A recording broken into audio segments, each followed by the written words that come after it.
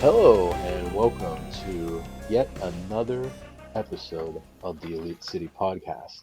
15 weeks in a row, Rick. We've been doing this.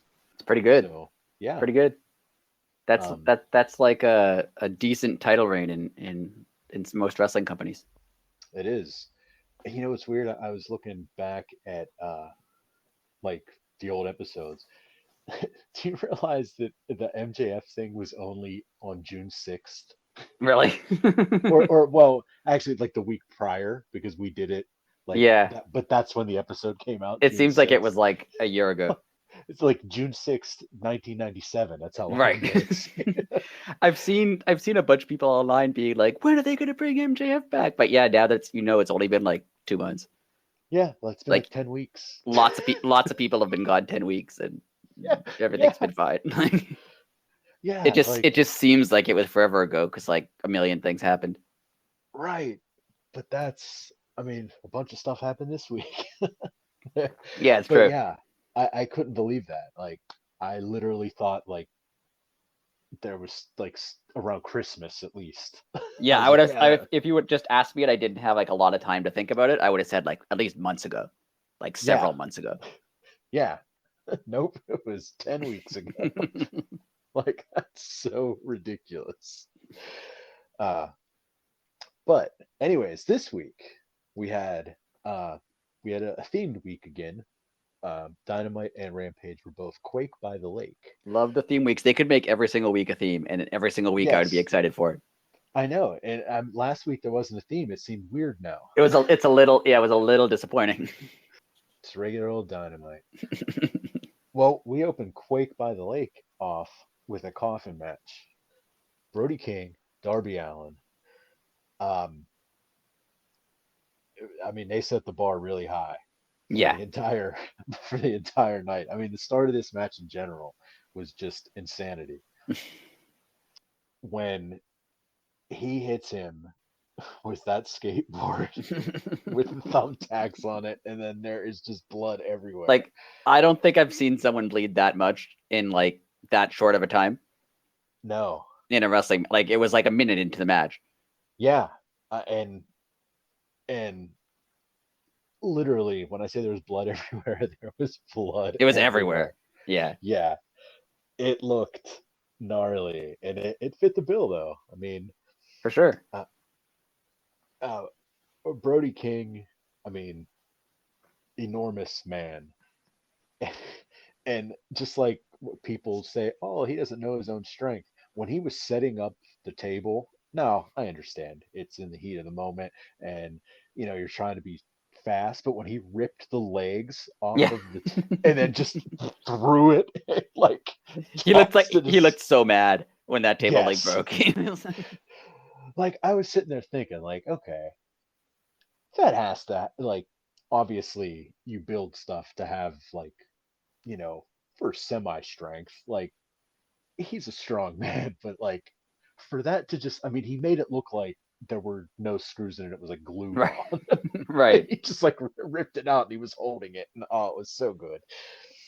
Uh, but I mean, irony hit him pretty hard by him setting all the tables up and then him actually going through them. I I thought Darby was definitely going through the tables. Yeah. Having Brody go through and, and the whole chain hanging choking thing was crazy. Yeah.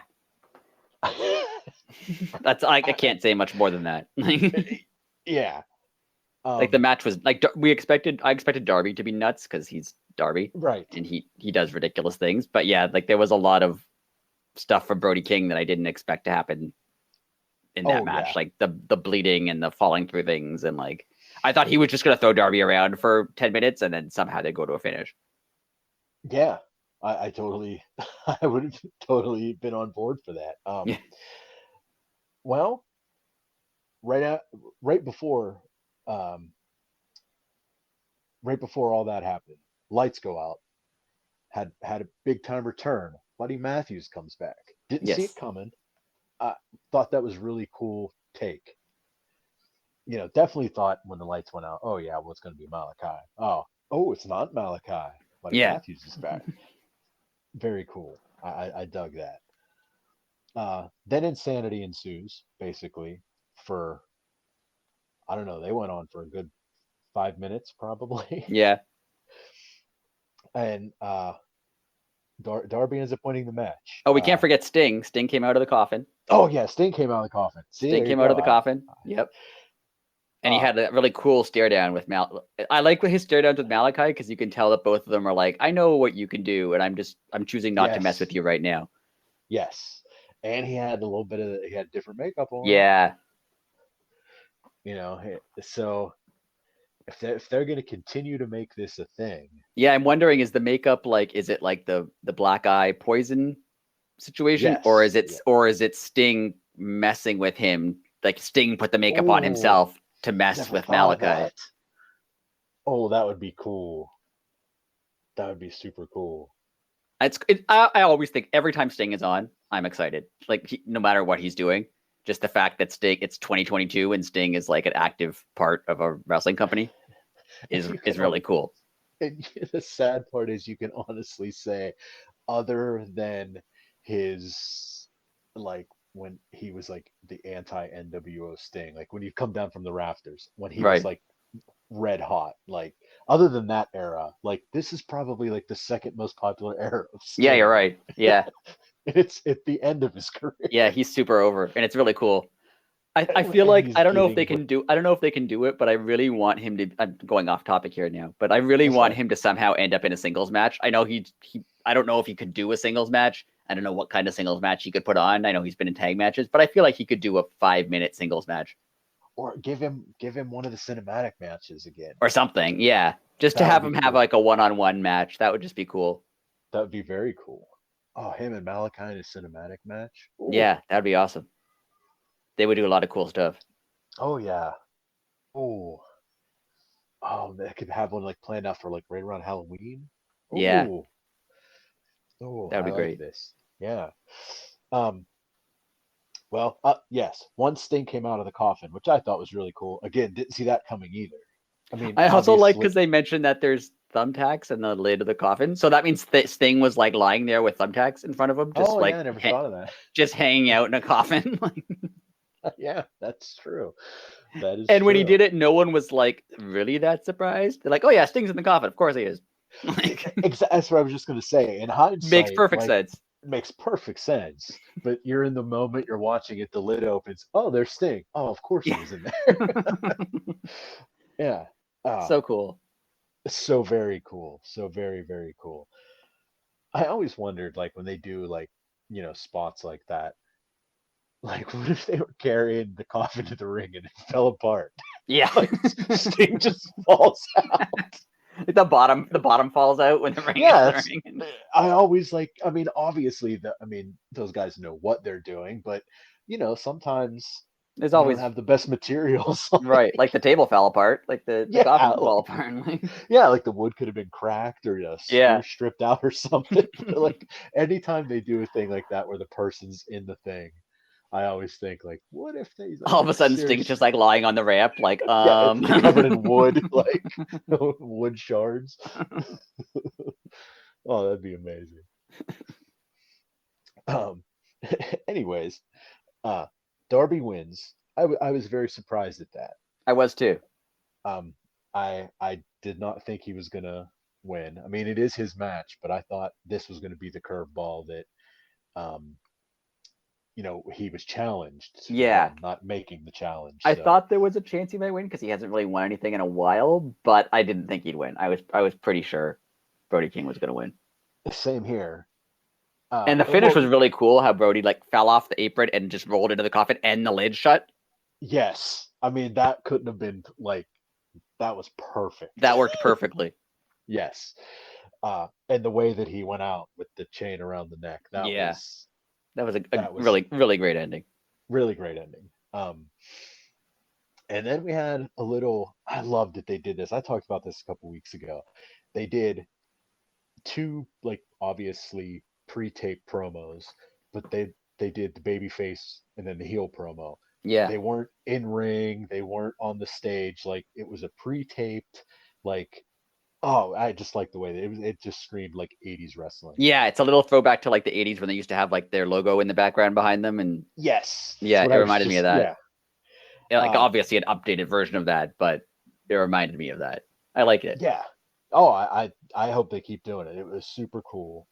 Mox spoke first, and I just pulled a line from each of them. Uh, I mean, Mox is so good. I know like it's gonna sound bad because I'm gonna talk about where he used to work, but to give this man a script would be like giving The Rock a script. I'm Yeah, it makes sorry, no sense. it makes no sense. Um, but I mean, his own words. If your spirit doesn't break, Chris, your body will. That is so awesome. Yeah, and he makes every match. I'll talk about this more later. He makes every match, like obviously this was a big match. It was against Chris Jericho, but Right. like matches against people, anybody, he makes them seem important. Like he makes it seem like he is desperate to win that match, no matter who it's against or where it is. Like he has matches in like GCW in front of 100 Yeah. people that are Yeah. like he'll make it seem like it's the biggest match of his career every Yeah. single time. It's really good. Yes. It's so good. And right after that, they gave Jericho's promo, and uh, excuse my language here. He says he was going to stretch the fish out of Moxley. Thought that was really cool. It was Yeah. it, it, it made it personal, and it brought it back to, he was he teasing the Lionheart? Oh, we'll find out later. Like, And oh, so how good. did Jericho manage to look like he's 20 years younger? Like I get I him even like texted you that. Like, I mean, seriously, what he just shaved and became like he right. got rid of the stubble. Like He I get did him put like a using a gimmick from 20 years ago, but that doesn't mean he doesn't de-age, but somehow he yes, did. Like yeah. it was I was very surprised. Um, then we had a nice little commercial break, which I'm gonna complain about this at some point, but AEW and commercials, their production, I don't know what they're forced into or what, but it's always poor timing. Yeah, All like the timing for always. their commercials is never very good. Um, but we had a nice little break. No pitcher in pitcher, no, just a straight commercial break. And we came back to the Lucha Rules tag match, which again, we always made fun of Excalibur for telling if this was a Lucha Rules match. Well, finally we had one, and he didn't have to explain nothing. It was We already knew. we already knew it made perfect sense. Though I was confused why they still call it a tag match. I do have a question because I didn't take the time to look it up. But do both guys have to be pinned simultaneously, I or don't think like so. is it? But like, what if each person pins a guy? Yeah, that's true. I don't know what Like, are happens they there. eliminate? Like, are those people eliminated? It becomes a one-on-one. Like, those are the things I didn't get. Yeah, I have no idea. Okay, and I'm sure that has probably happened because I mean that makes perfect sense. Then what do you do? Yeah. That's like the tie at the end of the Iron Man match. Uh, but like I I mean this match was everything and more times 10. Eh, what they did to Andrade where he used to work, it's a crying shame. I'm gonna go into this more later on because I have a topic for later. Very nice. But I understand the a lot of people. I didn't watch much NXT, especially the Andrade when Andrade was at NXT. Like I watched earlier NXT and then didn't watch it later on. So Oh, okay. I don't know how well Andrade was booked there. Um, on Raw, I know he was booked okay, like he was like a mid card guy. Um, People have this idea that like he's being wasted in AEW because he's not in main events, but he's Right. clearly. I mean, his storylines haven't been great. Like the Family Office Hardy Boys thing, Matt Hardy thing wasn't great. Yeah. But what he's doing now is like, but that's good. I wouldn't say he's being wasted at all. Like he's in a team, but everyone's in a team. Like Moxley's in a team. Everyone other than like CM Punk Right. is in a team. So Right. him being in a team and being in tag matches or being in a stable, like, doesn't, for AEW purposes, that's not low down the card. That's, I mean, he's not main event, but I'd say he's doing fine. Right. And he's like their ambassador to Mexico. Like he's still wrestling in Mexico. Yeah. You know, like he gets to do that. Like And he he wasn't definitely allowed to was do hurt that by like before. the Forbidden Door stuff that he couldn't be at Forbidden Door, but that's not AEW's fault. That's like That wasn't that's a that's weird yeah. thing. And hey, I mean, since Forbidden Door, things have really changed. I mean, that like we talked about, they're gonna have a women's division within Yeah. New Japan now. I think And he was hurt by, sorry to cut you off. I think he was no, hurt you're fine. by I'm it's pretty sure that they wanted Ric Flair to be his manager. Yeah. It seems like it. Like when he had Chavo and then he threw out Chavo and then was like, I'll get a new manager. And Right. then it wasn't, like, it was probably going to be Ric Flair. And I Then totally Dark Side of understand the why. Ring happened. Yeah. I totally understand why it wasn't Ric Flair. Like, Yeah. of course. Right. But that also, like, he's had a lot of like little setbacks like that. Like the Ric Flair thing hurt him, and not being associated with Ric Flair, but they had an angle Right. planned for him that then didn't Right. work. And not being able to be in Forbidden Door, like, that hurt him a little bit. And but now he seems like his faction of what, I'm not going to try to pronounce it, but his faction seems like they're somewhere. Like he's going somewhere now. Yeah. And to me, they seem like the like Mexico's NWO. Yeah. Like it seems like this big thing, and I hope they bring more up. Like Yeah, I I know would there's love to see. there's a Japan version of this faction in New Oh, Japan. okay, okay. So I think So they are like an NWO sort of thing where there's a Mexican version and a Japanese version, and I guess this is the North American version. Like there's going to that's be really several of them. cool. So That is super cool. Super cool. The intensity level in this match was nuts. yeah, uh I mean, first off, everyone was going 200 miles an hour. Um, it, it just like I'm just speechless because everything's running through my head at 100 miles an hour. Like they were the Lucha Brothers, like make make Lucha Libre wrestling look slow because they're so fast. yeah, But Lucha itself is fast. right, They're so good. It's unbelievable. And the way they adapt to the American audience is unbelievable too. Like they high fly, they mix in lucha, they put like hardcore elements into their matches. Like when Roosh was beating him with the camera, Phoenix with the camera cable, like I yeah, mean that was legit. Like you can't mess that up. I right. mean you're getting whipped with the cable. That's oh that they're just what they do, and they go 200% every night, and they're amazing. Yeah, I I have nothing more to add. I oh agree. that's perfect. I really at the time I did not like the mask spot because I Yeah, obviously saw what was going to happen, but yeah, I appreciate it in hindsight now. They didn't give him a choice and they didn't remove it right, because that's the first thing I said. Like it got removed because of them. So right. I thought, oh, that should be occasion, but then just that was a thing to do.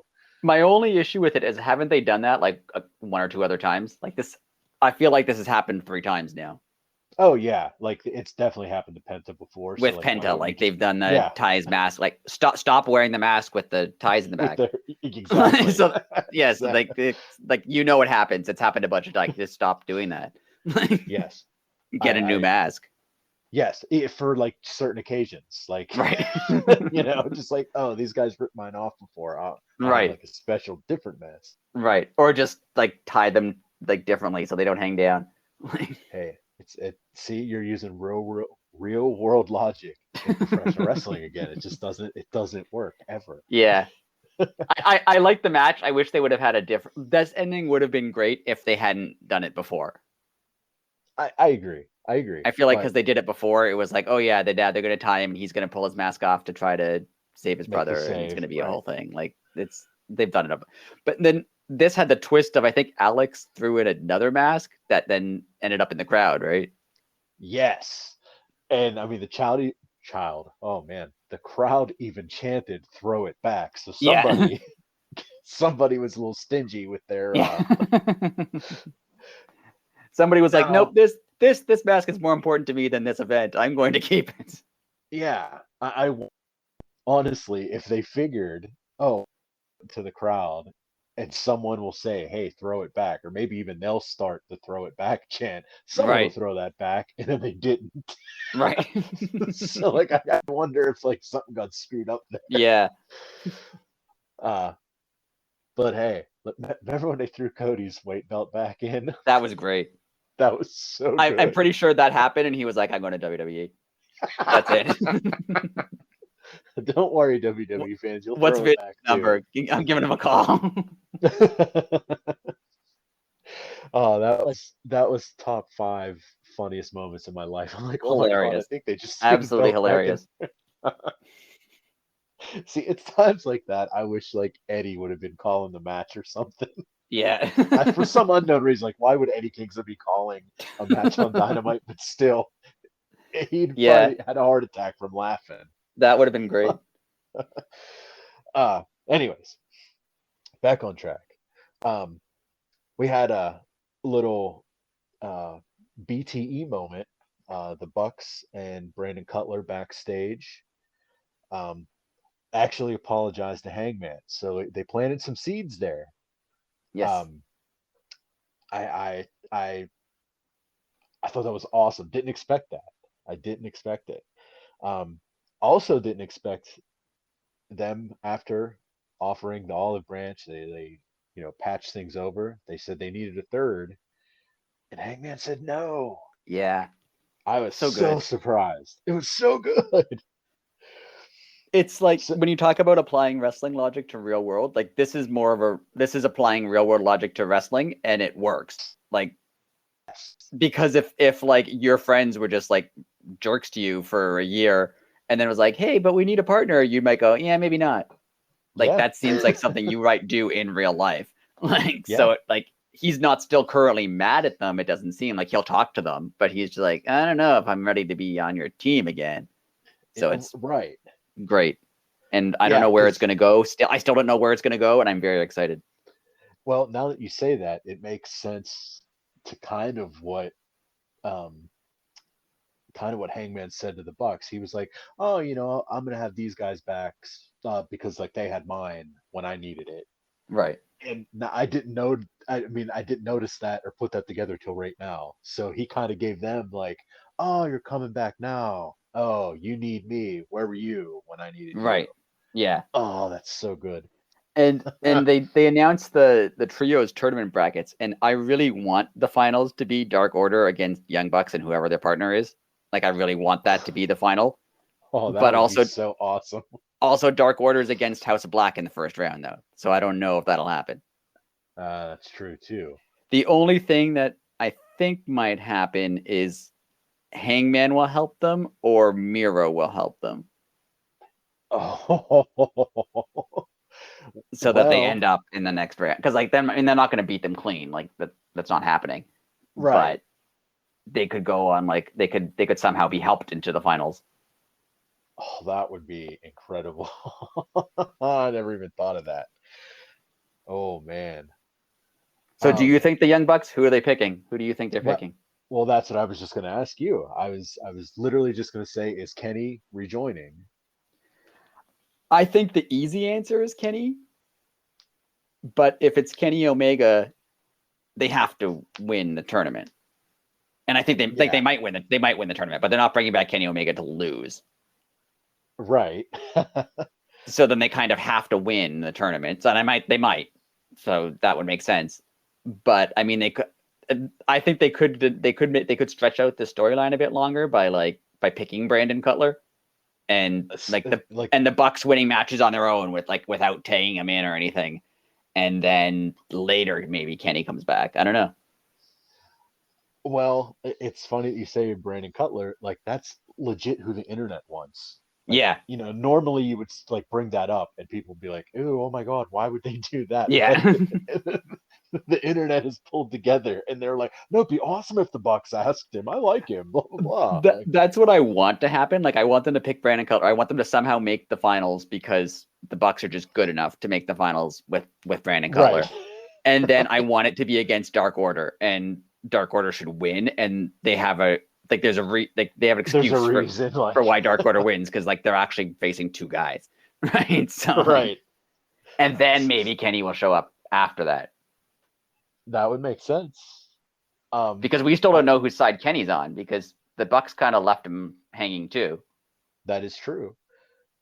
And I told you, I think I texted you, if it's not Kenny, I would guess Jay White Oh yeah, because, I mean, they're all members of, technically, they're all members of the Bullet Club and in their own split factions. right. So, having him there, would kind of prove like their loyalty. And then you could be Yeah, like, oh, okay, Adam yeah, Cole, where are you at? yeah. That would really like throw off the things between them and Adam Cole too, because that's still a story Yeah, that's going to happen. yeah. And like, where are you, Mr. Loyalty? We needed someone. We called in our boy from Bullet Club. Right. Like, so Yeah, that that could would go. That just, could be really cool. that was my guess. Like, some people think it's um Ibushi. Okay.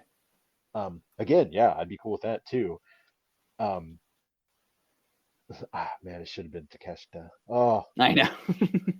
man, now I just said that out loud, and it's like that's who it should have been. Now, I was slightly disappointed by the trios brackets. I understand they don't have much time, but there's only 8 teams. I was hoping they would do 16 because they could. Oh yeah, they definitely could have. Because there's a lot of teams that aren't in it. And That's I mean, I true. know like the undisputed elite, like Adam Cole's not cleared, so that can't really happen. But I mean, they could find a lot of they could easily find 8 more teams. Oh, absolutely. And with the Ring of Honor people, like, I Right. mean, they have actual trios champions over there. So Right. yeah, I'm not. I mean, it's going to be a good tournament. The finals are going to be good, like whatever happens. But I was expecting it to be bigger. But I guess they might want not everyone to be in the tournament so that they have challengers for who the new champions are. well, that's true too. Like you could say something like, if you get eliminated from the tournament, you're you're still 0-1 in the division, but you're actually below people that haven't even wrestled in it yet. Right. So like it digs you a double deep hole. Right. That, hey, yeah, that's cool. Very cool. Yeah, Um, it'll be fun. It'll be fun to see. yes. Um, Next match was total squash match. Anthony Henry of the Workhorsemen. I think he was facing Kane, wasn't he? Yes, Yes. Kanosaurus. Yes. um, and versus Luchasaurus. I, Jungle Boy on commentary, which I didn't understand at first because I was like, why would they do that? This is obviously just going to be a squash match. But Right. then it makes perfect sense. Canada's own Christian starts cutting a promo of just amazingness. Like it was so cerebral and good. Yeah. It was This so good. this feud is like I thought they were going to split up at some point and they would have a feud. I thought in ring wise it would be good. I didn't think the storyline would be this good, but the storyline is very, very good. It is very good. And announce table to go to jump him, who he has no idea. He's still talking to Jungle Boy. It was like I've never seen that before. Yeah. Again, wrestling and using real logic. Right. Of course he wouldn't know that he was after him. Like Right. Jungle Boy's not on camera. Like he can't see him. Right. Yeah. Oh, but the audience sees it, so like it is such a good move Yeah. because the heel doesn't see it coming. And you could do it the other way too. Like you could, have the heel at the announce table and the babyface cutting the promo. Right. I'd be like, oh, hold on, I'll be right back. And then, oh, never saw that before. I want to see more. What I like about Dynamite, always, not just recently, but more so recently, but always, is two things. The wrestlers know it's a TV show, Like they act like it's a TV show. They're not like, hey, quick, let me tell you a secret. And then they go off into a room that's clearly on camera and like Right. share the secret. Like they don't do that stuff. Like when the Bucks have their things, they have like if there's anything caught on camera that's not supposed to be, it's because like Brandon Cutler doesn't cut the camera properly or something. Like they explain it. Right. And I also like that these people seem like they exist outside of Dynamite. Yeah. They'll say little things like, oh, I've been trying to call you all week. You haven't answered the phone. Not like, oh, I saw you on Wednesday and then you don't exist again until Friday. And then you don't exist again until the next Wednesday. Like they're aware of the fact that they're on a TV show and then they exist outside of the TV. Like it's cool. I like it. It's simple little stuff, but it makes so much more sense than how, and that's not even a WWE shot. That's just how wrestling has been forever. Like TV wrestling has been, the characters don't know, they don't act like they're on a TV show. Right. And here they do. Like they know that there's cameras around. They're aware of like the audience being there. Like they're not just acting in a bubble, which I like. I'm right there with you. Christian not realizing he left the announce table makes perfect sense. How would he know? Yeah, he's not watching it. Like, yeah, it was wonderful. Well, Jungle Boy and Luchasaurus almost get to him, but those darn security guards, they jumped in front of Luchasaurus. Now, my question to you, Rick, I mean, Wardlow said, does he now have to fight next week? That's true. Yeah, if they get Smart Mark back again, then, but maybe they won't want Smart Mark back again because instead of settling for money, he settled for a 20-on-1 match. Correct. Which, if you're trying to sue someone, you would probably just rather have money than having to fight them in a wrestling match. I feel like that kind of hurts Smart Mark's lawyer reputation in the legal world, at least. Just a little. It's a rather unorthodox settlement. Well, he did claim though he's only undefeated in the court of law, not the wrestling. That's true. So, Luchasaurus beats everybody up backstage and headbutts Pat Buck, which I thought was absolutely hilarious. Yeah, Jungle Boy kind of looked at him like, "What are you doing?" Yeah, like that dude's like a cool dude. And well, after that, Jungle Boy and Luchasaurus ran away because they figured, we kind of messed up a little bit, got a little emotional. They had to run away. That's right. So, do you think that they're gonna play like the old, like 70s, 80s wrestling card? Just Luchasaurus and Jungle Boy just disappeared. They didn't show up next week. Like they're scared to come back. Like, do you think they'll do that for a week or two? I think they might. I didn't think of it till you just mentioned that. I think what they might end up doing is, quote unquote, suspending them because they attacked officials. Because I think they want to stretch this out for a little bit. So that would make sense. Suspend them for a bit so they're not around, and then Christian can just like say horrible things about them, knowing they're not there, and then they could show up later. That would be depends how long they want to stretch this out for. I mean, All Out is pretty soon, so maybe they just want to have the match. I don't know. Yeah. Oh, so good. Segment was good. Everything about it was good. I mean, the squash match even made sense in hindsight because that was like, Luchasaurus' warm up for the security people. Right. Then I think we had promo of the year. We're pretty close, if not. What a promo by Miro. Oh yeah. I mean, so good. So freaking good. Again, I just pulled some lines and we can discuss anything we want. I mean, it was all based at first you didn't realize what it was. And right. He tells you that he talked to his God who sent him to hell, and he said he saw hell as empty because all the devils are here. Such a good line. Such a good line.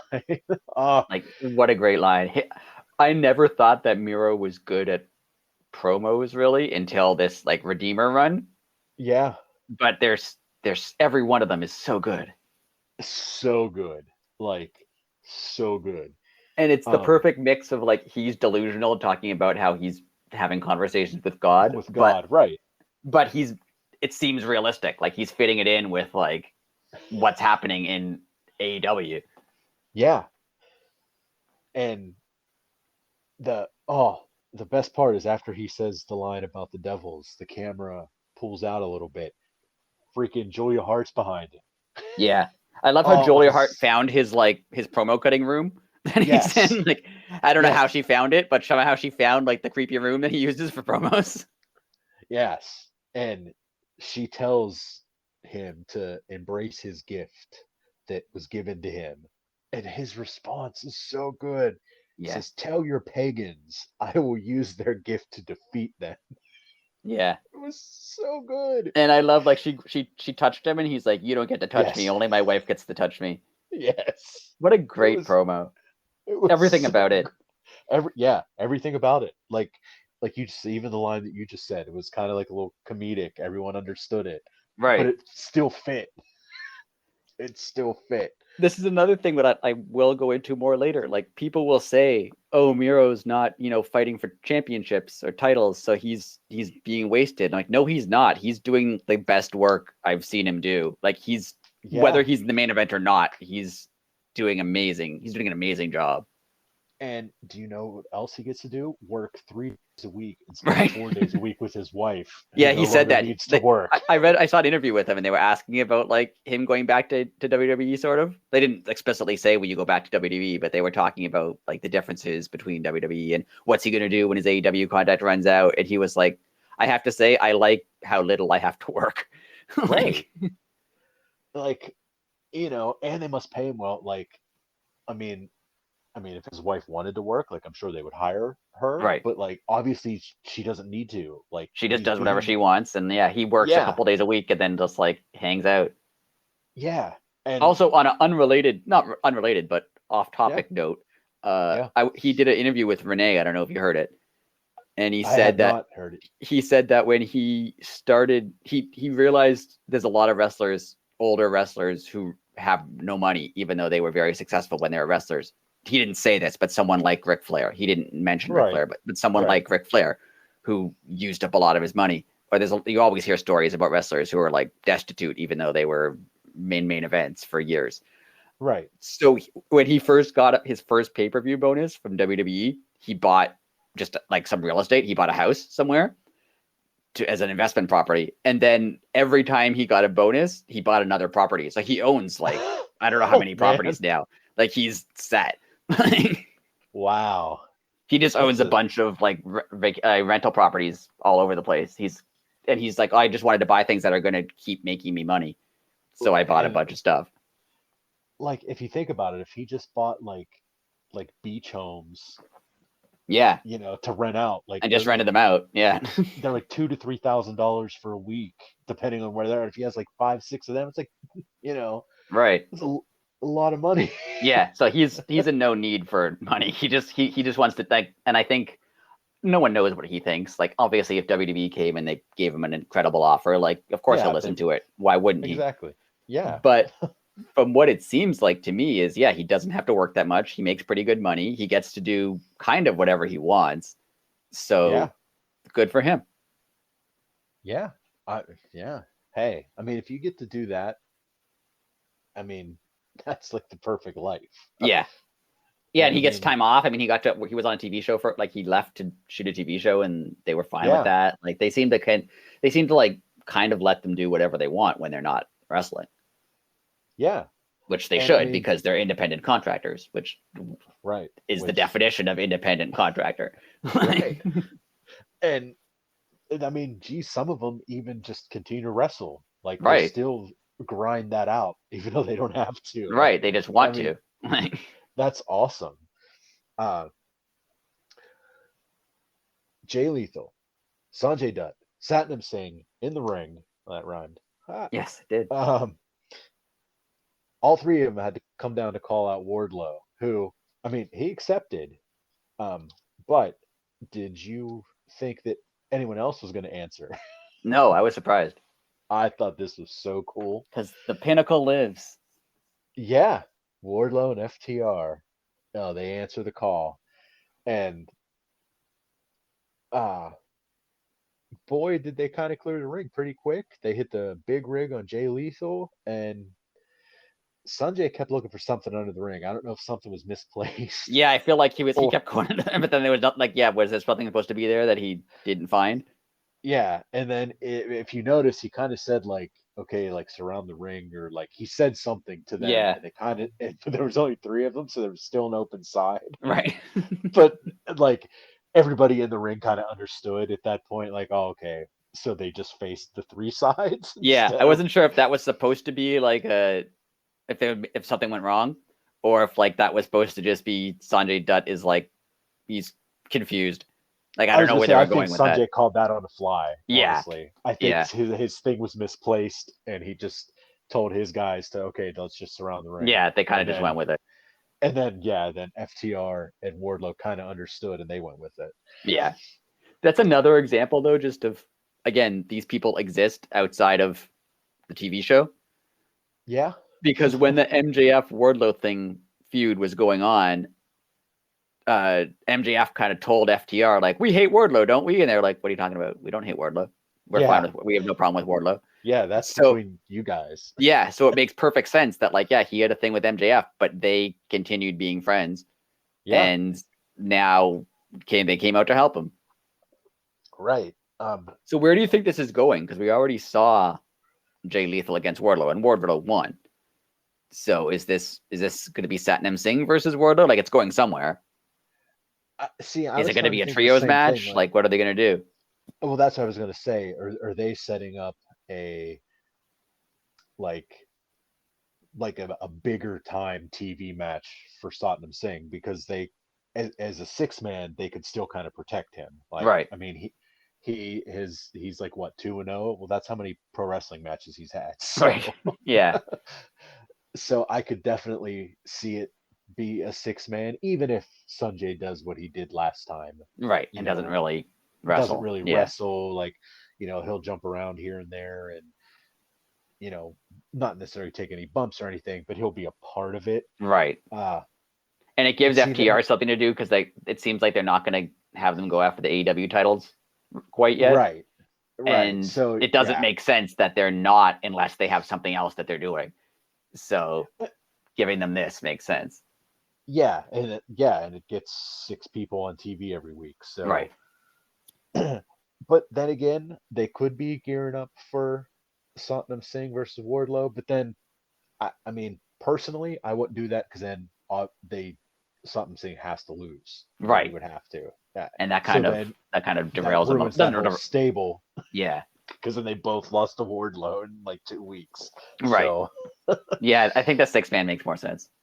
yeah, so the six man, nothing on the line, no, you know, Jay Lethal and Satnam can lose and still look good. It doesn't really mean anything. Well, I guess it would mean something now in the trios division, Oh, but well, FTR win the trios belts too to add to their belt collection. oh, if they become a real see, maybe that's what they're setting up. Yeah. FTR and Wardlow. Yeah, they're going to go after the trios titles. Oh man, that would that would make a lot of sense. We'll see. That would make wow. Then we had Tony Schiavone backstage with JAS 2.0 is the greatest thing ever. Obviously. And yeah, I mean, they're just great. Um, but I don't know. Anna Jay might be the greatest thing ever now. Her just randomly freaking out on people. I love it. It's And great. now this time she actually choked someone out. I thought it was great. Like, I thought, like, oh, okay, they're gonna have her walk off camera like she Yeah. choked someone out, and then the camera moves and she's pulling a girl to the ground. I was like, go Anna, that was awesome. Uh yeah. It's a fun Uh gimmick. I like it. it is. And I mean, I know it pains you to say that you like 2.0 because they're Canadians fans. They're Montreal fans, but um they're like perfect for it. And since everybody knows they were fired by WWE and Yeah, they were a product of the Performance Center yeah, and they didn't have it. Oh, didn't they? yeah. Oh, Yeah. All yeah, like perfect. yeah, like the other place, WWE, like sometimes forgets that these people were independent wrestlers with which they don't like, that they created fan bases and like their own gimmicks and they're not told what to do by somebody else. Right, But they were like, oh, they don't have what it takes. But obviously you put bad characters on them because they're now mocking you right. and what your company does, and they're very good at it. Yeah, So like you could have made them sports entertainment heels. yeah. Like I mean, ah, it makes my head hurt. But uh Anna Jay is definitely stealing the show in this new gimmick, and Yeah, I her like love it. it's nice that she never really had really much of a character before, so it's nice that she's getting Yes, one. yes, and And the that's the fact that it's same thing with like Danny Garcia. Like he's obviously a good wrestler, but he didn't have really a character right, other than his character was a guy who is good at wrestling. So right, putting them in Jericho's group and making them, sports entertainers, it is helping. Like it is giving them gimmicks and characters that they can go with. very true. Um, oh, I forgot what I was gonna say. I was gonna say something. Anna Oh, Jay. yeah, it was about Anna Jay. I thought it was funny whenever uh Hangman was talking to the Bucks, and he was like, I'm just here with my friends, and they've lost a few members recently, and, and it was so funny. And John Silver went, "Yeah, where's Anna?" It's like he didn't pay any attention. He's just not watching the show. Yeah, He doesn't know. it was just the greatest, like straight man bit in comedy ever, and nobody bid on it, which made it even funnier. Yeah, nobody was like, "Hey, you remember she left? She's with Jericho now." Yeah, yeah. Anyways, um, I love her. And I love that the gimmick is like self-aware, like she knows it's hilarious. Right. So she even goes like crazy eyes. Yeah, like it's And clearly oh, like it's overacting, but yes. that's the point Yes. of it. Like it's funny because of that. Yeah, and just the screams, like she's going, ah, Yeah. ah. It's so good. Um, and then this match was fantastic. Aaron Solo, Ricky Starks. Thank you, Tony Khan, for giving Aaron Solo the time of day and letting him shine on national television. This match was so fun. Yeah. When did Cole Uh, Carter join the factory? Last week, you don't remember Okay, that? I had no idea he was in it Yeah. until he came out with them. Oh wait, you know what? Hold on. That could have happened on Dark or Elevation. Okay. Now that I say that, I'm. It was only last week though. Yeah. Okay. Um, Makes sense. but yeah, sorry about that. Yeah, my fault. It wasn't on Dynamite. Um, but yes, Cole Carter gets thrown out, which I thought was pretty funny. Uh, Obviously, they showed the pre-tape promos before of Aaron Solo and Ricky Starks being uh, tag team partners on the Indies for a very long time, which I didn't know. I knew they were friends. I would always see them in like YouTube videos and stuff together, but didn't realize they tagged together. No, neither did But I. this match, you saw their chemistry that they had. Uh, wow, they put on a show, and it was damn near perfect. Excuse my language. Yeah, it was good. Good. It was like not a super long match, but it did what it needed to do. Right. Did what it needed to do. And then the ending. Solo goes for the spin kick. Ricky slides underneath and then boom, hits the spear. Oh, it was perfect. His Great spear is so ending. nice. He has such a It good is spear. it is a very good spear. It now I know he's a lot smaller of a human than Rhino was, but it's very Rhino-esque. Right. Like he doesn't oversell it like some of the guys do, and like he actually just kind of shoulder tackles you. Yeah, it's good. It's a great spear. Um, Ah, what a great segment we had next. Lexi Nair backstage with the Ass Boys and Billy Gunn. Uh, Stokely offers the card. Billy says, not having it. I love that Billy still hates his kids. He's still kind Yes. of like, And I love, like, he you always brings ruined up my match. What are you doing? That was the the match I one made. thing I made Yeah. famous in pro wrestling. Yeah, because he also takes a shot at himself. Like, it was the one thing that I Yes. had and you wrecked it. Yeah. Yeah. Yeah, like obviously DX doesn't count. I don't Right. know. Yeah, he's like the one thing I made, and then he was like, this is why I missed the Acclaim. Yeah. It was so good. Billy just being mean to his kids. I don't know It's why. It's hilarious. just so Yeah, funny. the verbal child abuse that goes on national television that we love. uh, and then Danhausen, he tells them not to worry because they will wrestle him and the bearded fellow this Yeah. Friday. But And never he just walked explained who the away. bearded fellow was. He just walked off, and Correct. everyone's like, "Who are Just you talking about?" I like even went to AEW's roster site. I'm looking at people who have beards. yeah, like, oh man, we were going nuts, sending names back and Yeah. forth. Oh, it was so hilarious. And that was literally the end of the segment. Like, Yeah. it was so good.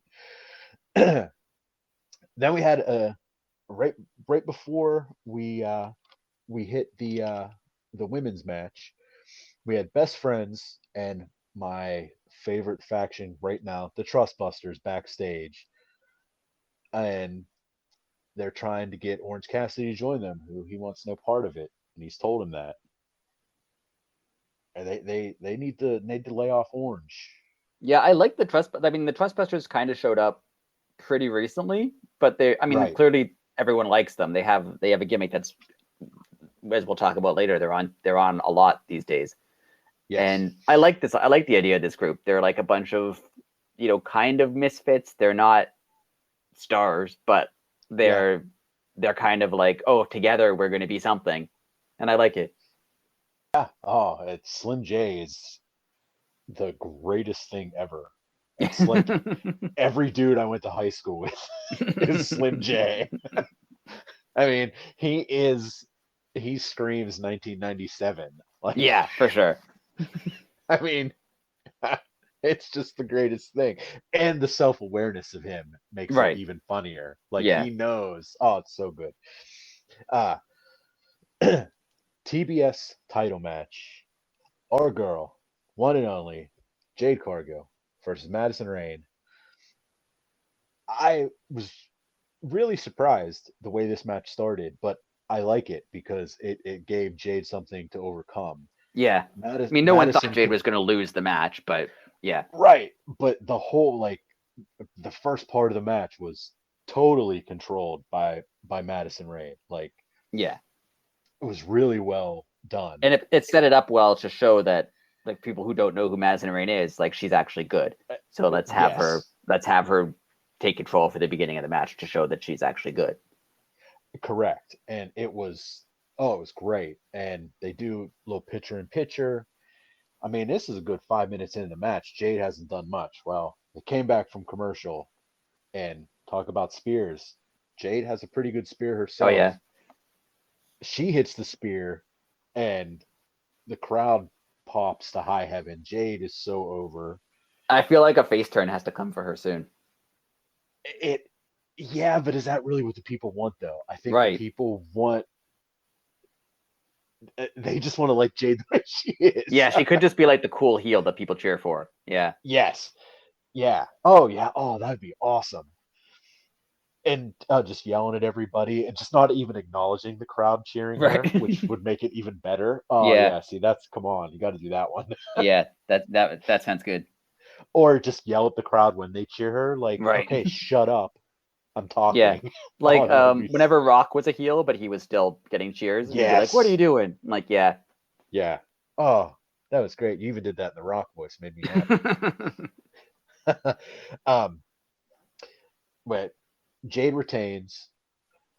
She hits her finisher, which, oh man, I forget the name of it. Jaded. Jaded. There it is. She hits Jaded and celebrating in the ring. with the belt and runs Athena and kind of gets the best of Jade. I Yeah. was didn't see that coming. Jade usually holds her own, but I mean, she was pulled out by some of the baddies, Yeah. and as they're going up the ramp, we get the unfortunate news as fans that Chris Statlander is injured again. Yeah, that's too bad. I thought she Yes, was it going to be the is. one to beat Jade, I agree. and I I wanted her to agree. be the one to beat Jade. I feel like maybe that's where they were going, and that makes it even worse for her. That like she came back from a knee injury and got herself to a Yes. point where she's challenging for a title, and then just gets a knee injury again, and it's the other Yeah. knee. Like Yeah. that's too Which bad. I mean, you could take that as a positive, I guess. Yeah, Uh,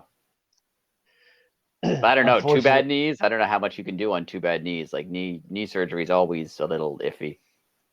uh, Yeah, but I mean, she is young, Right. That's true. so and hopefully, I mean, in the long run, like I mean, I she blew out the first one. Like, hopefully, if she didn't just tear anything, it's like almost better to blow it out. Right. Like if it's just a tear, then they not semi, they repair it, but then it's weak where the tear already was, Right. which usually leads to a uh full knee blowout. Did you Which see that like she was on like Instagram doing leg workouts even though she needs surgery? no, She was like on I Instagram posting her doing like she's like I'm doing it slowly, but I'm still doing leg workouts, and people are like, "What are you doing?" wow, But she was still like doing like strength training on her knee, even though she's gonna get surgery like soon. I'm assuming. But wow. Like the thing that sucks for her, um, like I mean, she was out for almost a year last time, yeah, I feel like she might be out a year again because I mean, if you need and surgery, that's it takes a while. and we're just talking about when we started all this, tonight. MJF it's only been 10 weeks. It Right. seems like a lifetime ago. So Right. imagine how that would feel for her. Yeah, especially Like, because she was doing well. Like when she was in right, a major yeah, storyline. Like a yeah, major storyline. You're on the road every week. You're da da da da da. This, that, and the other. So then that all gets taken away from you all of a sudden. Oh, yeah, that has to stink. yeah, But world title, or now everyone's refusing to call it that. So yeah. Rigo explained it and was yelling at Excalibur about it. Who Excalibur's trying to explain to him the meaning of it, like, and he just wasn't having any of it, which I thought was hilarious in its own right. Um, and I think Excalibur's line was something like, "Just because you refuse to say it doesn't mean that it's really not the interim title." It was like something to that effect, Yeah, and Regal just didn't even acknowledge him speaking. Uh, we had Mox versus the Lionheart, Chris Jericho. Oh, perfect. Uh, he had the tights, he had the little ponytail, a little yeah, lower, covered the ball spot now, but right. hey, got to give him credit, he did it. Yep. And like you said, he just shaved his 5 o'clock shadow off, and he looked like he was like 23 years old. Yeah, Like, I don't understand how a 5 o'clock shadow could age a man that yeah. much. And like obviously Jericho's in his 50s. He clearly isn't the shape he was in, Right. 20 years ago. But like in the last, I don't know, 6 months to a year, maybe less, 6 months probably, he's got himself in like in incredible shape. Yes, he has. Yes, he From what has. I've heard is he went to a doctor and a doctor told him something. He didn't say what the doctor told him, and then he like went on this new diet and training routine. I don't know what a doctor told him. Oh, maybe. He didn't say, Oh, but okay, he okay. went on like a new training and a workout routine and got in great shape. So good job for him. Yeah. As we mentioned. Especially at 50 to like, cut Oh, heck weight, like yeah. you cut, trim your body like he has. Like that's impressive. Yeah. Oh, absolutely. Um, as we mentioned, Regal was on commentary. Um, for pretty much the whole match, I'll be perfectly honest. I mean, you might think differently, but the whole match seemed to me was like a 50-50 crowd. Yeah, it was split. It was more split than I thought it would be. Yes, I think that's what surprised me the most, uh, because it stayed that way. Yeah. Yeah, it wasn't Like, like an initial pop for Jericho. Like Jericho always gets a pop when he comes out, but right, then it right. doesn't always last. um, I really I talked about it last week. I really dug the announce team putting over Jericho's time in Mexico. Thought that Yeah, was really cool. It that it wasn't just about the Heart Dungeon. Like he learned many different styles, right. and I I mean he did, and I, I mean I'm probably wrong with this, but I mean Jericho may have been one of the first North American people to do that, to mix every style. I mean, I'm sure there probably was somebody else, but Yeah, maybe he he was wasn't the the first. first, but he was among the first, I would say. Yeah. Yeah. Someone on the internet's going to be like, actually, and no, some very obscure Yes. wrestler who did this 10 years earlier that we don't know, Well, but well, then I'm gonna message Excalibur and I'm gonna say, is this true? yeah. Excalibur will be like, actually, I know someone who even earlier. Yeah, actually, there And was a William guy that Regal will started. somehow also know this person. And no. Yes, yes, he was like, oh yes, he started 22 minutes before that guy. He was actually showed up early, and the other guy stopped for gas. Yes. Like, they'll know like the whole story why Yeah. that guy was. I actually uh, I know his brother. We trained a lot. yes. um. Well, let's just get right into it. Jericho rips Moxley's earring out, Yeah. which at first I totally thought was fake, Right. and then again makes no sense to me. He rips his earring out. So before his ear starts to bleed, for some reason, Mox's head was bleeding, but on the same side of his head. Like, Yeah. eh, That's a lot of blood for a ripped out earring. Like people get their ears right? pierced all the time and don't bleed like that. So. Exactly. So, like, obviously, he did his typical blade job. You Um, know he's like, oh, Cody's gone. Someone has to be the guy who bleeds every single night, every and that's night. gonna be me. He's gonna get the Dusty Rhodes forehead, like Yeah. the old. But see, he would love that. Right. That would be his badge of honor. Like, I feel like someone once in WWE told him he can't blade, so he's like, well, now that I can, I'm gonna do it constantly. yeah, like he's probably sitting at home with Renee. He's like, "Well, I got to get in the shower." It's like wine's busted open on the couch. Like, oh, okay. He just cuts himself real quick. You're just watching TV. It was a really good commercial for Doritos. I just got too excited on. Like, Yeah. um, I really liked the pace of this match. It was Yeah. very slow. Um, they went in and told a story, even though there was no story really leading up to it. They told their story in the ring. I thought Right. it was really cool. It was very old school. Jericho played the typical heel. I mean, he hit well, in honor of Bret Hart too. He hit the figure four on the post, Yep. and yeah, well, Mox sold that the whole match. Um, and Jericho did a super cool transition from he was being stretched and then somehow got underneath Moxley and grabbed his legs and just folded him over in one motion. It was really cool. Yeah. I was very impressed with uh the way Jericho carried himself. Like he was actually the Lionheart. Like Right. he Like he wasn't. wrestled differently. He didn't just Yes. wear a different outfit. Yeah. Yeah. Like he. Well, he actually put him in the longest walls of Jericho and Creation of Man through that entire commercial break. Yeah, when that But happened, I was slightly annoyed by it because I remember they put him in the walls, and Excalibur was like, "This could be it. He could submit." And then they went to commercial. I'm like, "Why would you go to commercial there? That's a terrible idea. What are you doing?" yeah, But again, then back to what I was saying. and it seemed really ridiculous to have him be in the walls through the whole commercial break. But the crowd loved it. Like they didn't know that Oh, it they was. did. They didn't know that Right. it was to kill time during a commercial break. They just thought like he could tap out any minute. So like Yes. they got into it. Was like, anyone else watching is like, well, he's not going to submit during the commercial The break. Like commercial, right. that's not happening.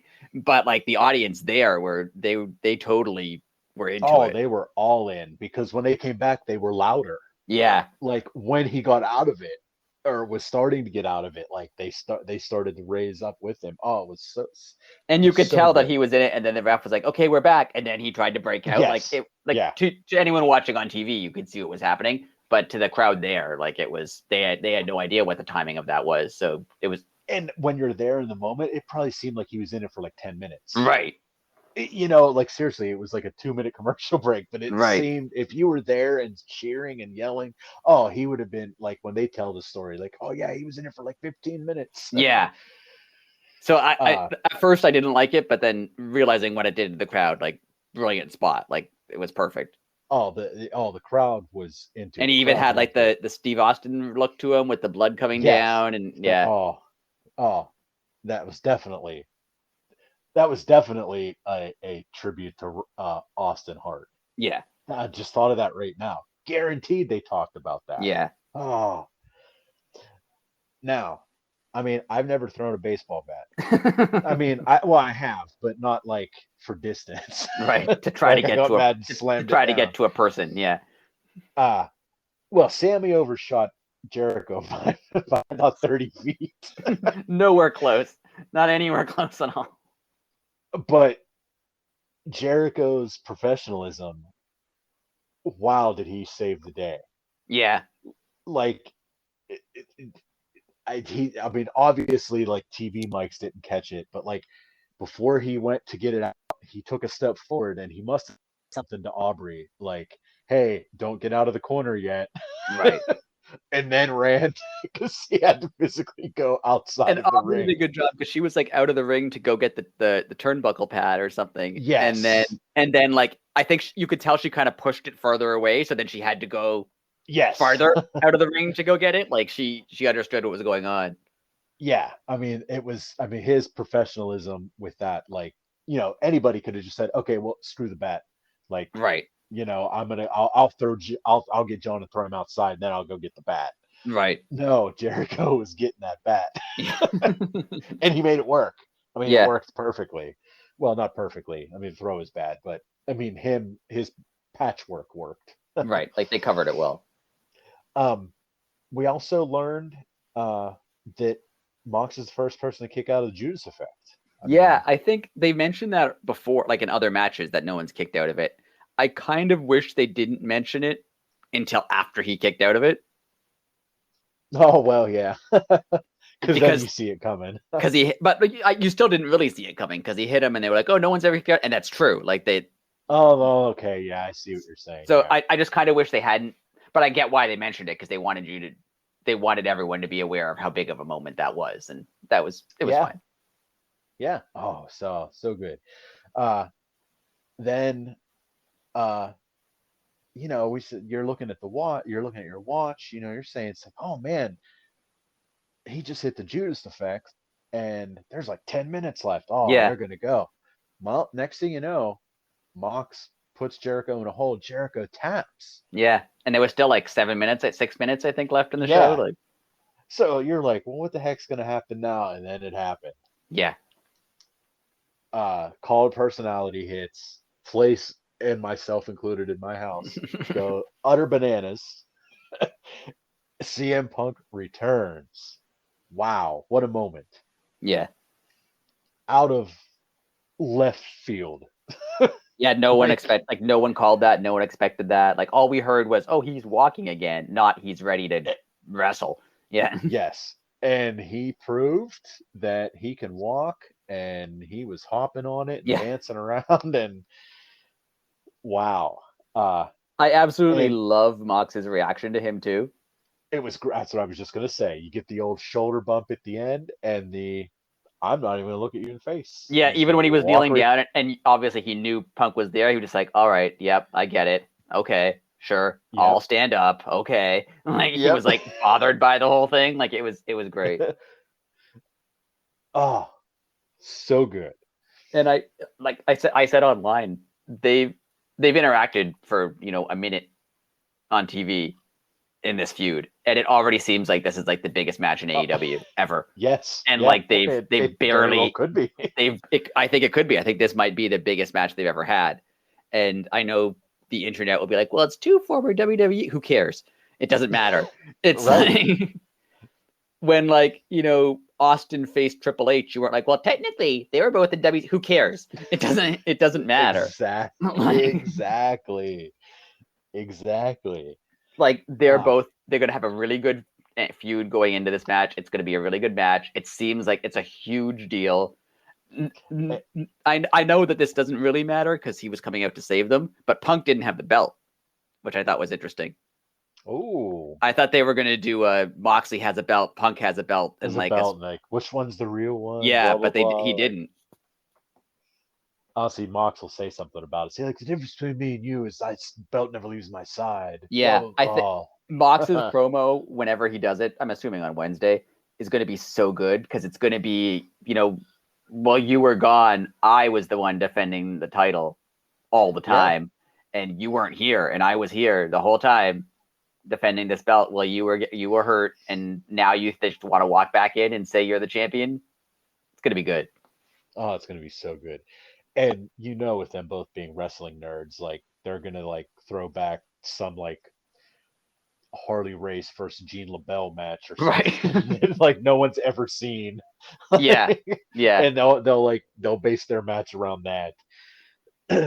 I uh, know it's not going to happen. I know Punk's going to win. Like I'm not 100% sure, but I'm pretty sure Punk's going to win because they want the CM Punk title reign that they didn't get. right, Like right, I right. think that, but I kind of want Mox to win because he's done such a good job with the belt that I kind of want him to win. Yeah, I mean, Obviously, I want a CM Punk title reign in AEW because that would be cool. We never got it, but but see, like that's the Mox thing. Like, deserves it. but Mox is the one that can lose and it doesn't hurt him Right. Yeah, because he had such a because, good reign. well, he had such a good reign, but his title technically doesn't count. Right. So he's not going to be was he going to be the former interim title holder? No, Right. like he's still only a one-time champion. Right. Now, if Punk loses it, well then, oh, okay, well Punk only defended it twice and got hurt Right. once. Yeah. Like, or no, he only won it. He only He won got it, hurt and then he in. had a tag match the next, and that's he got hurt. Yeah. He pretty sure he got hurt diving into the crowd, but Well, he probably did. I'm pretty sure that's where he got hurt. But still, But yeah, like so, like it would hurt Punk on like several levels. yeah, like Whereas, yeah. Now, do you so think yeah, anyone's going heel? Is Punk going heel? Is Mox going heel? Or are they just going to do a face? I know. I forget who it was. I think Jim Cornette, shockingly, was upset at the possibility of a face versus face main event. He's saying that the crowd's not going to know who to cheer for, but I don't really care about that. And they did well, face versus face against Hangman, and it was great. and that just shows like that Cornette has never been to an AEW show because Right, honestly, live, everybody cheers for everybody. It's right. not like nobody gets booed. Like you could do the most heinous Yeah, thing you might and get the booed like crowd's gonna coming go down to the nuts. ring or something, but you're not getting booed during the match. Yeah, Yeah, like it's not like, and I know they kind of wanted to avoid this, but it's not your typical heels and faces when you're there. right. It's, I Like don't even like know, we like, mentioned, Jericho got equal cheers to yeah, Moxley in this, and Jericho was clearly the heel. right. So yeah, the AEW crowd won't have a problem with it, but a wrestling purist definitely, I see their side though. Yeah, But I Cornette don't think there's hates any everything, need for so either of them to be a heel. I totally agree. Like They're both kind it's of heelish faces to begin with. Like they're not. Neither of them are like super clean cut. that's true. Say your prayers, True eat your too. vitamins. They're not Hulk Hogan or John Cena. Like they're not Very that true. level of face. Very true. So yeah, it's gonna be, oh, it's gonna be a heck of a match, and like And it won't happen. But I think I mentioned this to you. It's not going to happen because I think they're not going to tease Punk Moxley and not do it. Like it is going to be it all out. But how great would it be if next week Punk comes out and is like, I'm going to challenge for Moxley to unify the titles, and then MJF oh that comes out and injures yeah him so he can't, and be like, sorry, yes you can't do the match, and then they have to strip him of the belt. It won't happen, oh but I would love for it to happen. that would be maybe that's why you don't have a maybe that's why you don't have a heel going into this, Yeah, because like if they have something planned with him, I feel like you know Punk MJF is coming because they're going to do that. when MJF Yeah. cut that promo, Punk kind of came out to stop him. Yeah. I feel like that's where they're going with this. So, like, I mean, there could be a chance that Punk beats Moxley and then MJF comes out, That would be. and it's in Chicago. No, someone might kill MJF. It's actually the perfect place for him to come back because It is. I believe he should come back as a heel. I know people cheered him in that promo, and he could have like the anti-hero Austin thing. I think he should still be a heel because he's a heel. Like that's who he is. Like he could play the jealous heel. Yeah. So if he's against Punk, he could be like yelling at the crowd, like, I was only gone for, well, we'll just say he comes back this week. I'm just playing it for gag here. Yeah. I was only gone for 10 weeks. And you know what I've never heard one time was an MJF chant. This guy's Right. gone for 7 years. You chanted his name Oh yeah. every week. Yeah, that's great. And he didn't care. Yeah. Like, oh. Yeah. And even like the he left and got to keep his title. How come I don't get to keep anything? You take me out of the intro when I'm gone. You take me out of the promos. You take me off the rock, but he gets to stay champion. Yeah. Yeah. Yeah. Oh, I mean, it writes itself.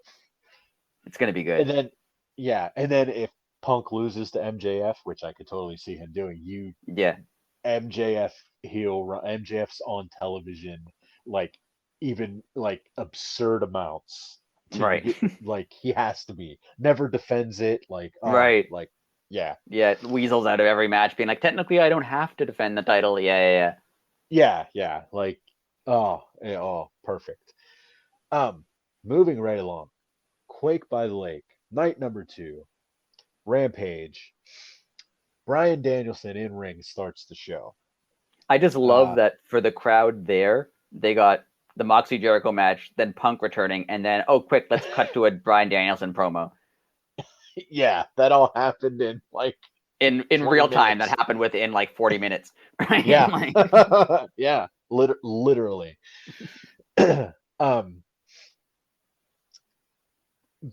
Danielson basically tells Daniel Garcia, or explains why he wanted to wrestle him and gives him the credit. Well, kind of gives him credit, but also kind of takes it away from him. I thought it was really cool. Bryan Danielson is good at everything.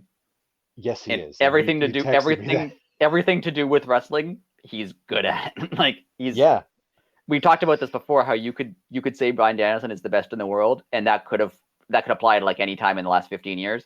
Like he's that good, and he's still that good. Like I know the knock on him before, ridiculously, was he's a good wrestler, but like, is he can he cut promos? Can he be a sports entertainer? Like clearly he can. He's also very good at that. Like he's right. The only little weird thing, I feel like he was supposed to say a line that he didn't say, because he came out being like, I'm never going to retire until I'm forced to stop wrestling. And then Garcia was out and he's like, oh, I'm sick of you saying, you're not sure what you're going to do. And I'm like, he didn't say that. Oh yeah, that's true. As Garcia was like, I'm sick of you, retiring and not retiring. Like, he didn't retire. He's just said he's not going to retire. So I feel like there was a line that he was probably supposed to throw in that he didn't say that would have connected it. But great promo by Garcia too. Like he did. Well, that's what I was gonna say. Yeah, I mean, he called him his hero. Like, yeah, I thought that was cool. I mean, it's given this some depth. Yeah. How Garcia good is this match going to be? Oh my God! 2 out of 3 falls, and it's going all 3.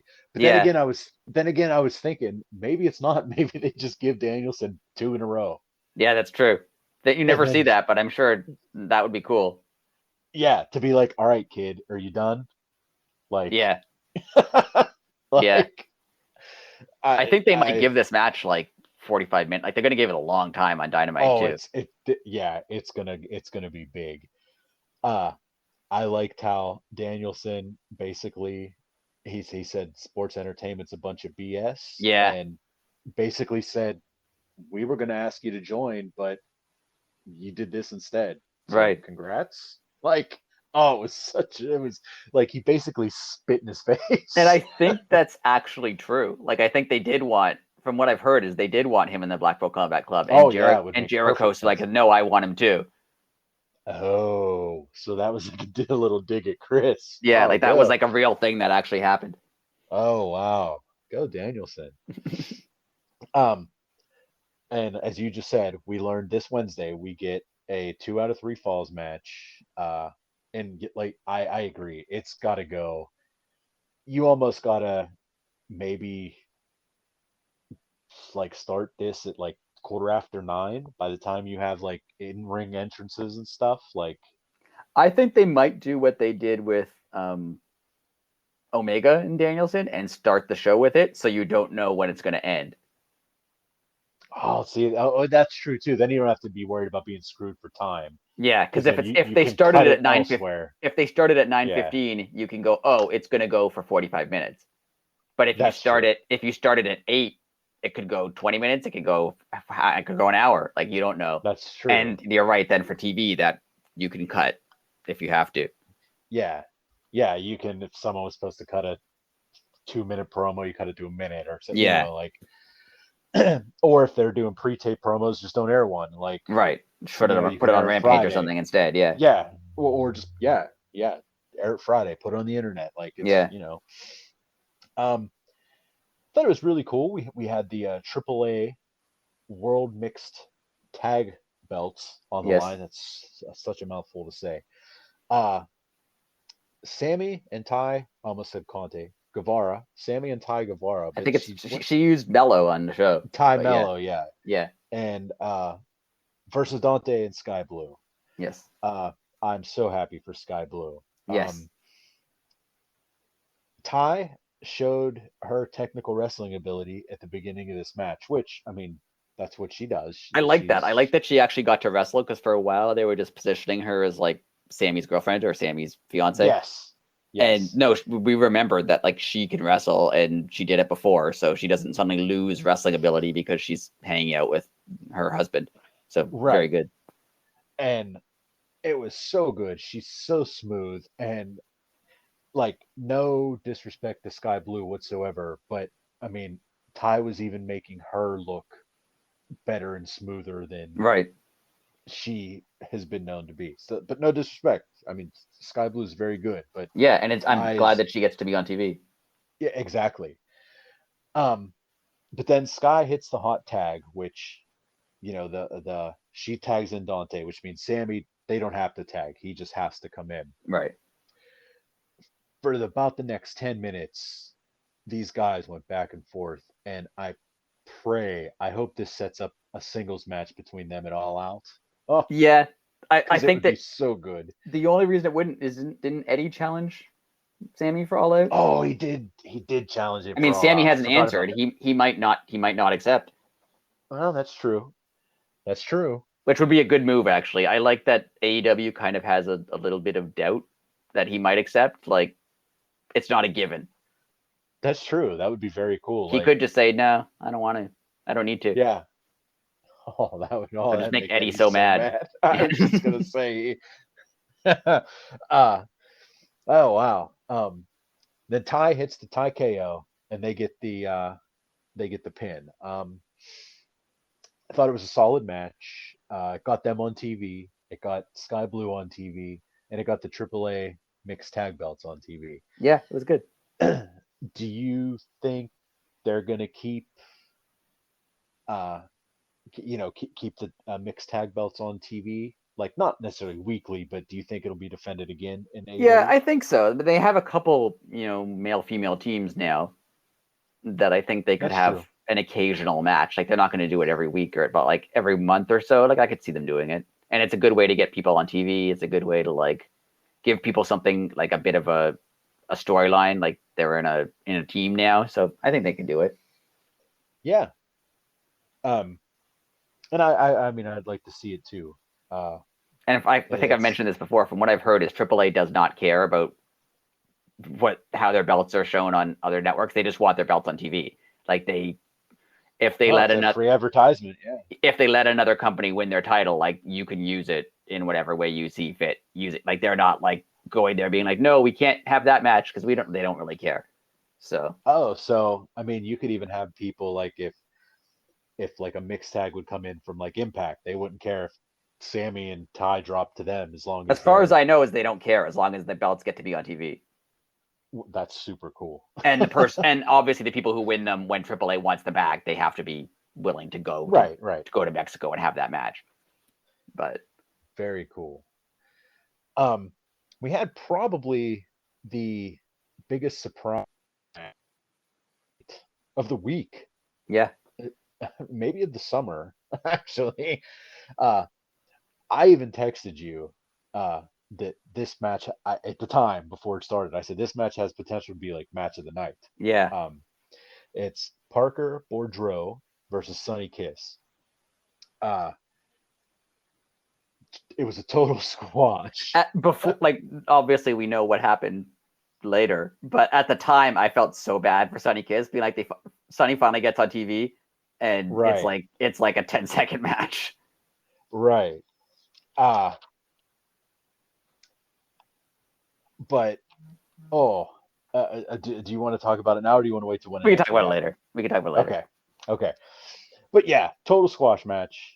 And like I said the same thing for you. I was like, that was just the worst thing they could have done to Sunny Yeah, Kiss. I felt like it She was totally. deserves so much. Yeah, Yeah, I felt like it was totally screwing Sonny over, but we should have watched the rest of the show.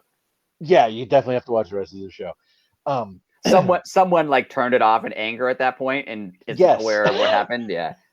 yeah. Uh, we had the Ass Boys versus Beardhausen, who, well, we did find out. We forgot to mention it before. We found out by the end of Dynamite that the fellow with the beard was Eric Redbeard. Yes. What a great me and the fellow with the beard. It was so fantastic. Um, as soon as their music hits, people just start the Ass Boy chant, Yeah. and it is the best. Uh, Eric Redbeard hits the drop kick. There wasn't much to this match, unfortunately. No. Uh, Eric Redbeard hit the double suplex because they never let Danhausen do anything, and it's Right. really starting to bother me. I mean, obviously they're setting it up to. I mean, he's going to win, and it's probably going to be against somebody like absurd, like Yeah, I think they're the setting it up to Bucks. be like some match you don't think he's gonna win and he's gonna get Right. destroyed and like, oh wait, no, he could actually wrestle. I had no idea. Like I think that's where they're going. Yeah, like he'll beat Wardlow for the Yeah. TNT title, like literally, like it'll be something like that. Um, the Ass Boys with the heel win, which I thought was going to make Daddy Ass happy. Yeah. It very disappointed in its children. Like I was surprised they apparently, won. I thought for sure they're bringing in Eric Redbeard. I thought he was going to get the win, but yes, yeah. And if I was him, I would stop going there because they've destroyed him every time he's been in. right. Except the Brody Lee tribute show. That was the Right. only night that guy ever got anything positive. Yeah. um, but yes, they get the heel win, and Daddy Ass yells at them again. But they took Stokely's card, Yes. uh, and it's Stokely's up to something. I like whatever he's doing. I like it. Yes, It's well, adding some it's intrigue. yeah, and it's like I said, it's the greatest mystery of AEW right now. The thing that really nobody's talking about, like you would think people would be like talking about online, like, hey, what the heck's Stokely doing? Yeah. Like, is he trying to screw Jade? Is he doing this? Is he like nobody's talking about it, and it just keeps it's like a main storyline right now. Right. It's kind of just like we woven through all the shows, but it's never it's never pushed as a big thing, but it's always kind of there. Right. And it's gonna be great. Uh Next segment we had Swerve in Our Glory. Uh the private party basically called them out and said, where's our shot? We want a shot. And Swerve in Our Glory accepted, put the belts on the line against Private Party. Yeah. Uh, I think this is the end of Private Party in the uh, Andrade Andrade family office. family. Yeah, there it is. The Andrade family. I almost called it the Andrade World Order. The Andrade family office. Uh, Because didn't yeah, he here or somewhere he told them off at some point? yeah. It was at the beginning of the night when Okay, they did their little thing, like, "Hey, where's our shot?" right. And he said, "You don't deserve a shot." Yeah, And then Swerve and Our Glory said, "Well, no, I don't see why they don't. Let's go." yeah, I think they're gonna have a great showing, but still lose, and Andrade is gonna kick them out. But yeah, they're gonna be baby faces by the end of the night. yeah. And Like I think that's they should be. Like their heel run has been meh. It's been fine, but yeah, I think they could be more than they are. and I think they're better baby faces. Yeah, Just, I mean, their whole gimmick is they're two young party kids, and I mean, right. their song just says shots, Yeah, shots. like I mean, it's something they can really get the crowd into exactly. their song, their intro, like their entrance. Like they can really get the crowd. Like right now they can't because they're heels, but they work better as faces. Yeah, and I don't know. That's my prediction on what's going to happen. That they're going to have a great showing, but still lose. Andrade gets mad, throws them out, but the crowd cheers them, and they'll come out of the other tunnel from now. Yeah, sounds good. Ah, Hook in ring says one word. Yup. It's so great. We find out, he tells us basically, that the FTW belt's still an open challenge belt. And then in very typical AEW fashion, where the internet's mad, they debuted somebody. I think now Tony does it just because the internet gets mad. Right. Like somebody debuts, you have no idea who they are. Yeah, And again, we talked about it last week. What did me and you do? We did a simple Google search, found out it everything about the dude. yeah it takes 10 seconds, but yeah. Yeah, and that's like I think Tony just does it on purpose now. But Zach Clayton makes his debut, and he apparently challenges Hook. Did they announce if is it Wednesday or Friday? I think it's Friday, I think right? it's Friday Yeah, because it has been like Friday has kind of been the FTW belt show and kind of Hook show too. and kind of Hook show too. Yeah. Uh, so Zach Clayton's going to come out. He's a solid indie wrestler that was on I forget the name of the Jersey show. Shore. Jersey Shore. Yeah. Yeah. I'm So wondering. I don't know how famous that makes him. Like I know Jersey Shore was a big deal. I've heard of like the main characters of Jersey Shore. I was gonna I've say I know who the people are, but but I've never heard of him. yeah, I have no idea who Zach Clayton. To me, if I would have guessed that was a dude I went to high school with, like that's a very like normal name. Like So I don't know like if he's there's like is he like a tertiary member of Jersey? Like was he actually on the show or is he just like friends? I have no idea. yeah, like all the other people had like cool names. Like there was a Right. Situation, Jay Yeah. Wow, Snooky, Right. Zach Clayton, Exactly. like like Yeah, is he like just one of their friends who like yeah, they're he like, was all right, somebody's you could be on the stepbrother. show. Like, Yeah, yeah, someone's like little brother. They're like, fine, you can be on the show. I know your mom. yeah. Uh, and then main event time, and this match even started with hilarity whenever Orange Cassidy went, "Well, seems like there's been enough talk. It's time."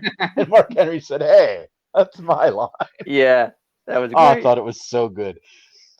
How I like because not Orange Cassidy one of doesn't care those, about anything, but he cared about doing that line. yes, and how not one of them didn't laugh. Like Right. it was hilarious. Like oh, it was so good. He's good because his character is good, obviously. But yeah, how does he not at some point just start laughing? Like Yeah, he does it all so deadpan that you would yeah, yes, it was but like so good. I'm surprised like just in general, his whole character, like you would think he would break character at some point just because it's funny. Right, But he's not. right. Or someone else would break character, but none of them did. Yeah, like yeah, they all just like Davari was still mad, and he was like even doing like hand gestures, like "come on," like Yeah. But like I would have been like I'd have had to look away Right. because I was like, man, that was funny. uh, Davari, I mean, it's just so good. It was, I mean, the match itself was good, but Davari is so, I mean, hey, can you believe where he got fired from? Yeah. I Like, like this character though of like he's just a rich guy who's like I'm just gonna pay people to hang out with me basically. Like I like yeah, it. yeah. And like it's people that don't like you said, they're like misfits. Like Right. look at Slim J and Right. look at Parker Boudreaux. Yeah. And is it Boudreaux or I Bordeaux? think it's Bordeaux. I'm not sure. Bordeaux. I think Okay. it's Bordeaux. See, my hockey, I went to Boost Boudreaux. That's So right. Parker Bordeaux. I did. That's uh but yeah, they're just like they don't even look, and it's just great. Yeah, they don't Like look like a team. Like they don't look like a stable. yeah, at all. Yeah, like Davari wears like three-piece suits. Right. Bordeaux has on workout gear. Right. Slim J looks like Yeah. It's 1998. Like right. it's great. Um, e- I like because everybody this whole loves. show was kind of focused on getting them over too. Like the whole show was kind of just like if you hadn't Yeah, been watching AEW like on Dark or Elevation and you don't know who these true. guys are, this whole episode was kind of just putting them over. Yeah. Um, and uh, everybody loves Orange Cassidy, but the crowd was just going nuts when Orange, like, he can get beat up like nobody's business. Right. He sells so good for everybody and makes you, like, not feel bad, but you know what I mean. Like, he Right. gets audience pity. Yeah. Uh, and again, I said it in the notes. The announce team put Davari over so well. I mean, Davari lost, but did not lose anything in this match. No. Yeah. Uh, He came out looking really good. yeah, so good. Um, Orange Cassidy got the clean win after basically being beat up for like 3/4 of the match. I Yeah. mean, literally. Uh, all in all, great match, great show too. Um, what was your thoughts on the ending? I was legitimately shocked. Like Really? when what like at the Sonny Kiss. Are we talking about Sonny Yeah, Kiss or the that's yeah? I was legitimately shocked at the Sonny Kiss angle. I was I, 100% sure that like I didn't expect Sonny to come out at the end at well, all. no, I didn't expect her to come out, but once she came out, I knew what was going to happen. Yeah, but I just thought it was like I said, I felt bad for her because I thought, oh, Exactly. she's just gonna get squashed and then go back to dark, and like she's not gonna be on TV anymore. But her coming out, I wasn't shocked in the sense that when she came out, you always think, oh, there's gonna be a turn. I didn't think it would be like that blatant of it. I don't know how to explain it. I didn't think it would be that Right. obvious of a turn, and that she would join them. I Right. I, I think it, and good for her. Like it's gonna be Sunny in this group is gonna do well. Oh, do so well. So well. Just I love it. Like it was so good. And it gets her It, on TV. It's yeah. gonna be like obviously this group is being pushed. The whole show was Well, kind of focused on them.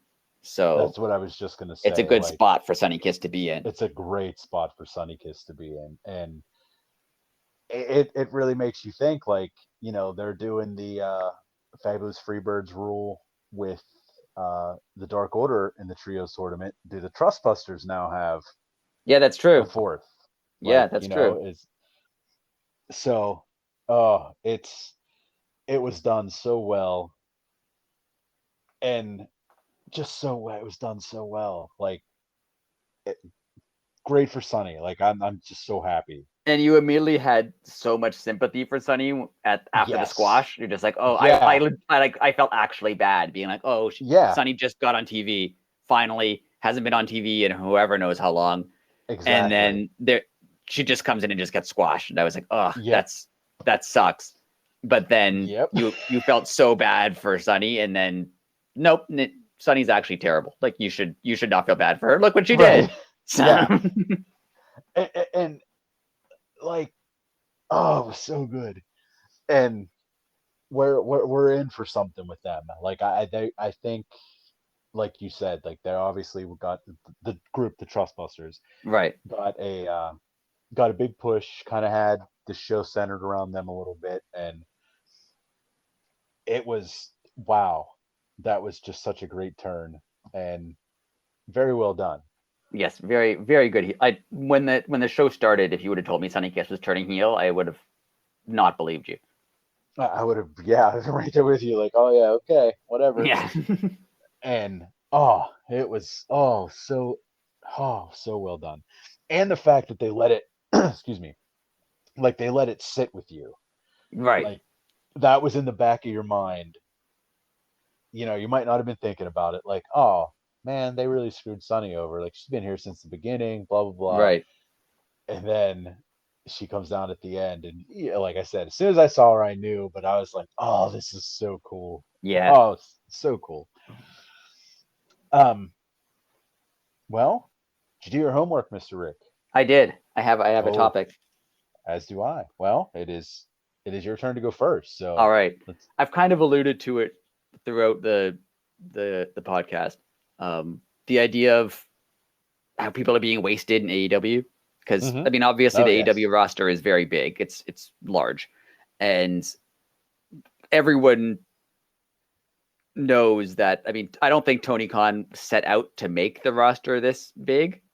I I just agree. think that WWE like fired so many people Gave that it to him, that basically. yeah that he would be ridiculous not to sign the people he signed. Like Right. you're not going to be like, no, I don't think we have room for Keith Lee. Like, no, of course you do. You have room for Yeah. Keith Lee and Adam Cole and Miro and Andrade. Like you have room for all of them.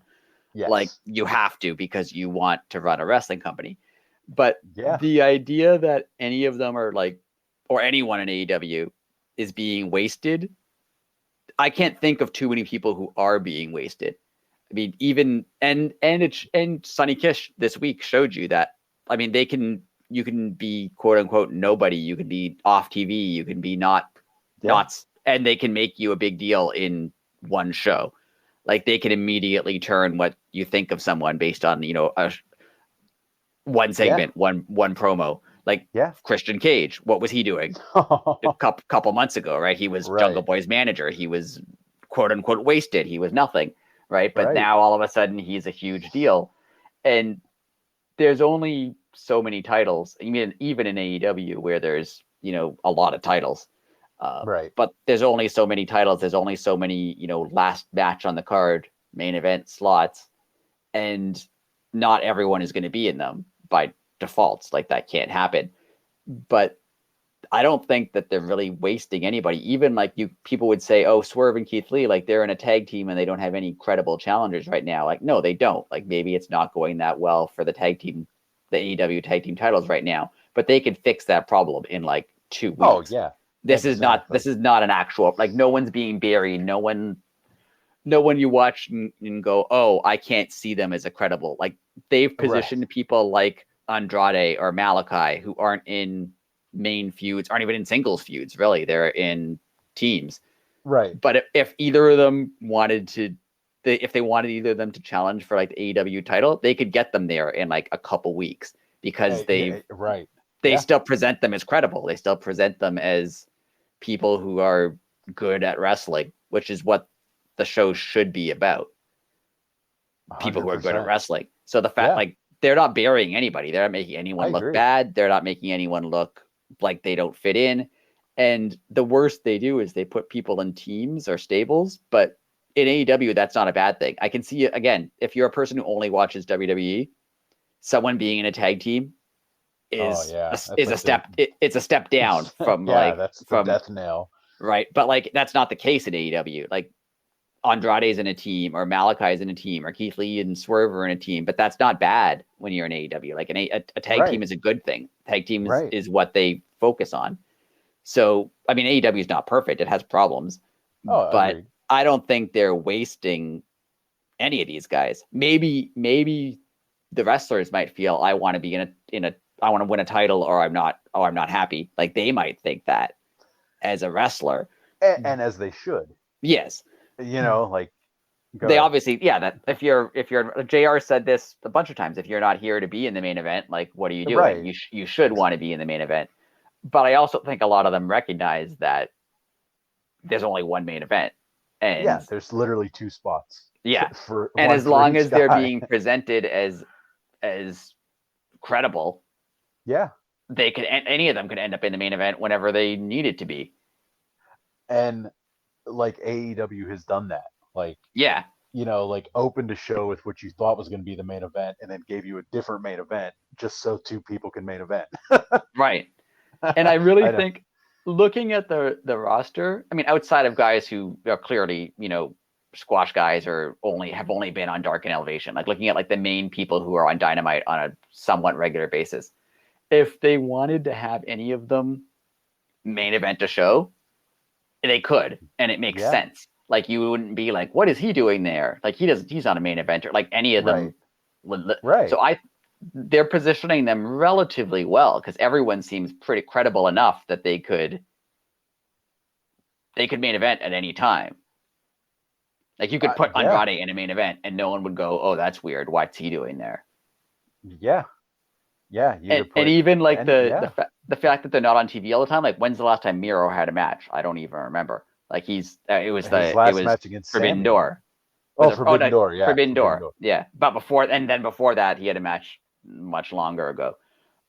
But them not being on TV or not being in matches every week, I don't think that's wasting them. I think they don't need. That's the structure of AEW. Like not every other than a couple guys, not everyone is in a match every week. Not everyone's on TV every week. Like they come and go as they And go, yes. And as and we all, oh, go and it ahead. works.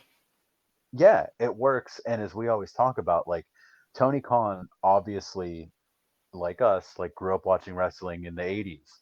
And that's like 80s wrestling, that's kind of how it was. Like as long as you were on the show, it didn't matter what you did. If you wrestled, if you were on Piper's Pit, if you were like, as long as you were in front of the camera, it's all that Yeah, mattered.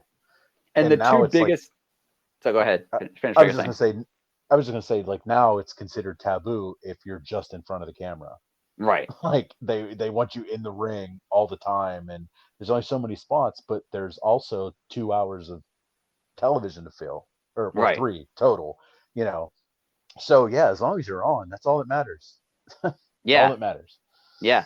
And the two biggest time periods in recent wrestling history. I'm not Excalibur. I'm not going to go. Well, actually, wrestling was much more popular in the 1950s. Right, Like the two right. biggest recent time periods were like the 80s Hogan era and the Attitude Yeah, Era. and the Attitude Era, right? And those rosters were both they were huge. Like you can go to the 80s Oh, and you can name a bunch of guys who weren't in main events, but you still remember who they are now because like hmm someone like Earthquake, he was in main events, but he wasn't ever champion. He wasn't, but like everyone right. remembers him. Everyone remembers the tag teams they had back then. Everyone Yeah, remembers the Intercontinental title matches they had back then. Like they had a yeah, deep roster of yeah, it wasn't just Hogan and Savage. It was like it was a deep roster.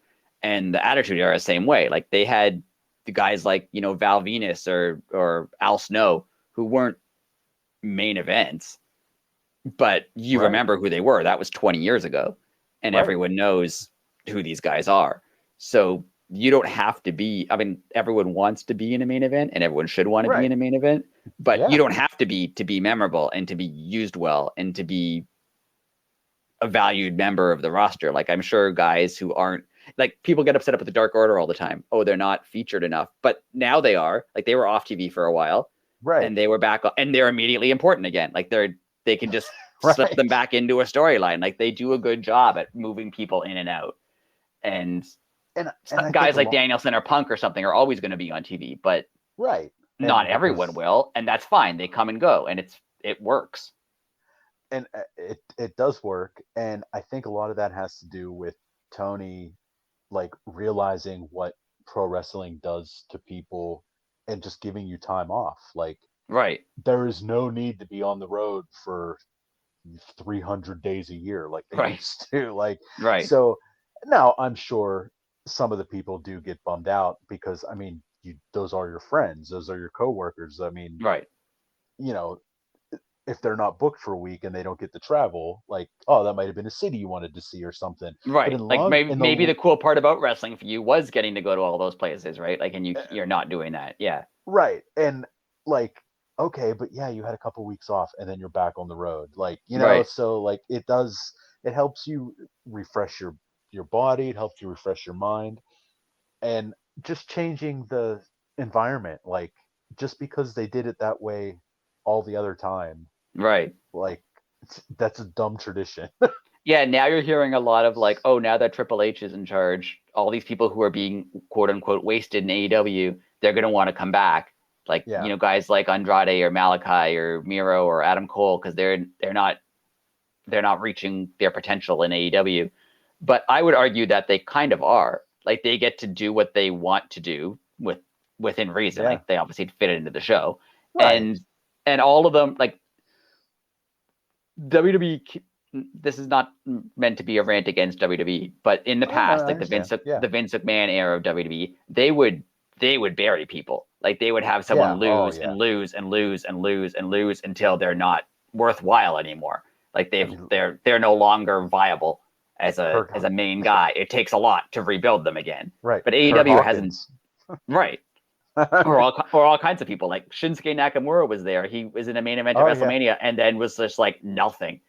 Yeah. Like, he was like, they bury people. I mean, they even did that to the Miz. I mean, he literally main evented Mania and then wasn't even on Mania the next year. And like, so someone like Miro or Malachi or Keith Lee or like, they probably want to be AEW champion. But none of them are being buried. Like, Malachi isn't. Maybe he's not wrestling that much, but he's also not losing a whole bunch. Like, his aura of being a cool, dangerous guy, it was there when he kicked Cody in the head and was in a main event spot, and he's still there. Like, he doesn't seem any less cool or less threatening now. And to me, right. And to me, it makes it's like back in the day in Andre the Giant.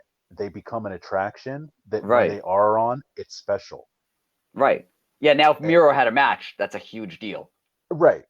Which if he was wrestling every single week, it wouldn't be. Like, I don't see any of these guys as being, unless they're upset. Like, they may be upset. I don't know them as people. But I don't look at them that way. I don't look at any of them as being wasted. Agreed. I think, like you said, there's only so much time to go around, but as far as the way they do it, I think it's not only fair, I think they do it very well of getting everybody at least a shot. Right. And I'm not saying that all of them are going to be super happy in AEW, and if Triple H came to them when their contract ran out, they would all say, no, I'm not leaving. Like, some of them will probably leave. Like, some people will go, they're going to give me more money or more airtime or whatever. And of course, like, that's how life works. Like, people leave their jobs sometimes. Like, that happens. And so I'm not saying every one of them is going to be like an AEW lifer and they're never going to go to WWE. Like, they might, who knows? But that doesn't mean that Tony Khan is doing anything wrong. Like, this isn't like when WCW was failing, when WCW was falling apart. The Radicals left and everyone kind of just left because they were like, this company's falling apart, we have to go. Right. That's not going to be the situation that AEW ends up in. It's going to be a situation where someone leaves, sure, but that's not a negative on AEW. That's just they want something different. Oh yeah, I totally agree with you. And like, that just makes the whole wrestling environment better. Like, if someone's contract, Triple H gets on the phone and shows up with a dump truck full of money for him, like, what are they gonna like? Yeah, if Tony Khan's like, all right, I can give you this, but WWE is giving you like 3 times. Right. Just go and get the same thing. Right. I can give you, but if I triple that, dude, go get paid and come back. Yeah. Like, when AEW do that now. When AEW started, what everybody wanted was competition for WWE. Yeah. And we have that now. And to be honest, like, for a while when since early pandemic times when WWE was firing everybody, it wasn't competition because everybody went to AEW. Like, there was a couple people like Kevin Owens or something who resigned, but almost everybody who had an opportunity to go to AEW went to AEW. Like, it wasn't even competition. It was just like, when is the next guy going to show up in AEW? Like, it was by far the place that wrestlers wanted to go. Right. And now it's kind of stopped, and that's good because AEW, first of all, can't hire everybody, but second of all, it's more interesting. Like Johnny Gargano, he might go back to WWE. He probably will, but he might not. Like, it's good to not know. Like, as a fan, it's good to not know what's going to happen, where these people are going to go, and it's good for Right. them because Johnny Gargano can go to Tony Khan and go, "You giving me how much? Okay, Triple H, what are you doing? Oh, okay, Yeah. I'll go back." Like, you can work things out that way. It's good for Yeah. everyone. Yeah. And as we always say, Tony Khan comes from pro sports and he gets that and he won't hold it against you like, well, the other guy, Vince used to. Yeah, Like, I mean, his whole attitude changed towards the Hitman when Brett went for the money. right. But if you weren't going to offer the Hitman remotely what he asked for, you're an idiot. I mean, And they did a lot of ridiculous things like, oh, you got famous in WCW, so we're not going to push you here. Like someone like Booker T, right, he had to rebuild, right, he had to get a whole new gimmick to like get any sort of push in WWE because he was from yeah. WCW. Or Goldberg's first run in WWE, or I mean, even Sting. Flair really at first. Right. Like they had to Honestly, be like, oh, we can't take a WCW guy. We have to rebuild you as a W. Like, no, you don't. Why do right. you? That's the benefit of Yeah, hiring someone from another company is they already have a gimmick and a character and a fan base, and they can just bring it to you. exactly. And Yeah, that's going to be exactly. happening more and more often now because it's more competitive. Like people are going to show up in WWE from like Cody showed up in WWE. He's Oh Cody. yeah, He's the exact same guy, and he was able to do that because he has some sway now, which he wouldn't have had if there was no AEW. He wasn't going to go from New Japan or Ring of Honor and be like, okay, but I want to have everything from New right, Japan. And Vince would have gone, no, you don't. That's not happening. right. But now that AEW exists, he can say that. Yeah, and it's going to happen the other way too. Like, I don't know who it would be, but you know, someone's contract in WWE, they're not going to be fired. Like, it will be up, and like maybe Randy Orton will just be like, Yeah, it'll and happen. like Like it'll it happen, will and it happen. should. Yeah, and And I as don't it think should. Like, anybody looks at AEW and goes, "Oh, Miro didn't become AEW champion. Well, I'm not going to go there. They're going to not push me properly." Like I'm sure Miro is very happy. I'm sure Malachi is very happy. And and I'm sure they're telling all their friends up there, like, hey, I only right, work 3 days a week. yeah. So I don't think any of them are being quote unquote wasted. This idea of like them wasting people doesn't really make any sense to me because they're not all champion, but they were never all going to be champion. You're not going to have 10 world champions. So Exactly. they could put if Punk beats Moxley and wins both titles and is the undisputed champion, if they put Malachi in against him, it would make sense. Right. If they put Keith Lee against him, it would make sense. If they put Adam Cole against him, if they put Miro, like they could put any of them into the main event, and you wouldn't go, oh, where did that guy come from? This wouldn't be like a Jinder Mahal as WWE champion when he Right. was nobody before. Like they all fit, so they're all being positioned well to the point where like when half the roster was injured at Forbidden Door, they could just replace them, Yeah. and it was And fine. it was totally fine. That's what I was just gonna say, and it worked. So I wouldn't say any of them are being wasted. That's my rant. Good. It's a great I rant. I agree. don't want to Uh, sound like an AEW shill or anything, but I think it's it's true. and well, hey, it's an AEW podcast first off, Right. so we're already shills. So, Right. uh, my rant is a little less of a rant and more of we keep talking about this Stokely Hathaway shenanigans slash plan that he's coming up with. Yes. And this has 1980s wrestling written all over it. Yes. And I want to talk about the greatness of Bobby the Brain Heenan.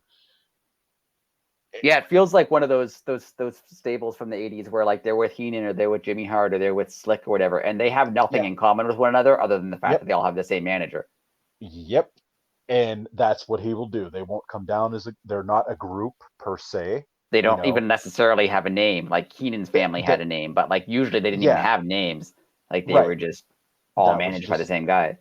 yes. And when you would come to the ring, they would be with you, not the whole group. Like, and if Stokely's trying to do something like that, oh my God, that would be great. That would be really Because cool. yes, because of just the things that Heenan did so well. I mean, he was he was loved and hated at the same time in a time when there was a clear line between heel and babyface. Yes. But Heenan somehow crossed that. Like when he was a manager, you hated his guts, but when he was on TV with Gorilla Monsoon, Right. they were the they were the coolest dudes ever. Yeah. But when he was at ringside, he sucked. You hated Yeah. him. Yeah. It was perfect. Like I said, in a time when that was, probably took the can't Right. be doing both. Uh, but Heenan did it, and he deserved it, and he was so good at what he did. And if you're, we have a lot of younger viewers. Our demographics in the teens to early 20s has been going up. So if you Well, don't know who they would be listeners, but yes. listeners, I'm sorry, what did I call them? Viewers. Viewers, I'm sorry. Listeners, yes. Um, if you don't know who Bobby the Brain Heenan is, just please Google him and use the YouTube machine.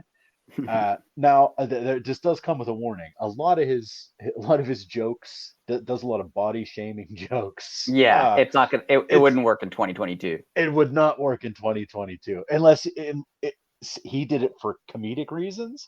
Unless you did it now, you'd be like MJF level of Yeah. hatred. Like, Yeah. I mean, Like he he was said still a it and you heel, laughed. but he wasn't Right. like the evil heel. Yeah. Yeah. Yeah. So like his jokes don't necessarily age well, but he always gets his comeuppance. Right. That's what was That's really what. good about a heel. Like that's you wanted everyone wanted to see him like get Right. put in a stupid costume or like Yeah. That when he thrown dressed out of him the as the arena or weasel. something. Yeah. Yeah. It was. Yes. Like leading up to the match, oh, he would talk smack and make fun of you and make fun of your family. Blah blah blah blah blah. And then the match would happen, and of course the babyface would get his hands on Heenan, and the crowd would, it would go, and he never won. Like Yeah. he I'm always, under the his guy I'm might under the win. belief with wrestlers is you can be as much of an awful person as you want to be as a heel, as long as you eventually lose. Yeah. Oh, I think it's absolutely. fine because as long as you lose, then oh yeah, that guy sucks. Like he was wrong to say or do whatever he Yeah, did, and it's and he obvious he got, lost. Yeah, yeah, got what he deserved, and that was Heenan to a T. Like, I mean, yes, his guys would win, and there were champions in the Heenan family, this, that, and the other.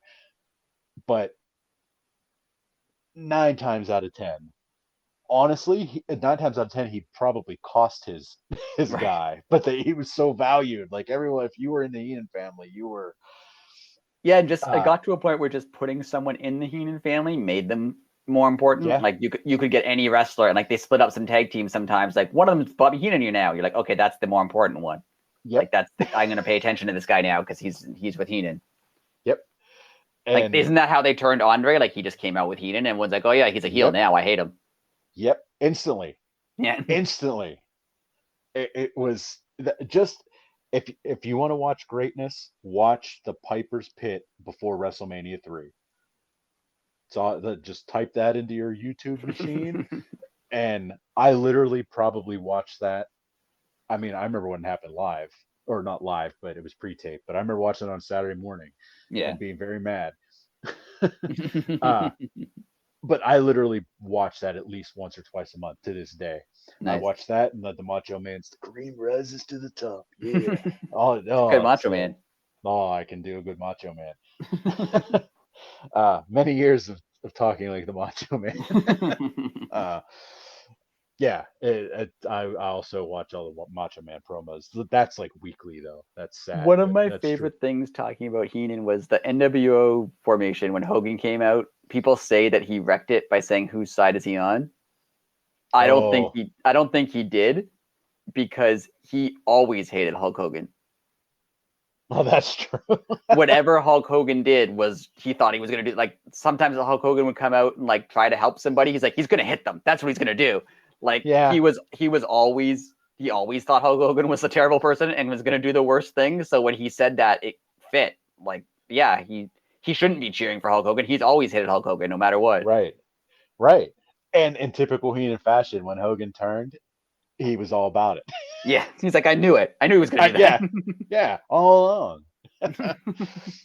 And that, again, his timing, everything about him was, it was like, it was just, it was like you said it earlier, Danielson is good at everything. So was Heenan. He was Yeah. just so good at it. I can't think of who he was talking about. There was some time, whatever wrestler he was on commentary, whatever wrestler he was talking about, he was like, he's here to do something, he's here to help him. I know he's here to help him. And then he turned and he was like, I knew he was going to do that. I definitely knew he was going to do that.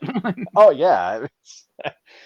Oh, he was so good. And then him and Monsoon were, oh, perfect. They were so Yeah. good. The yin and the yang. And he'd always go, oh, come on. Will you stop? Will you stop? It's so good.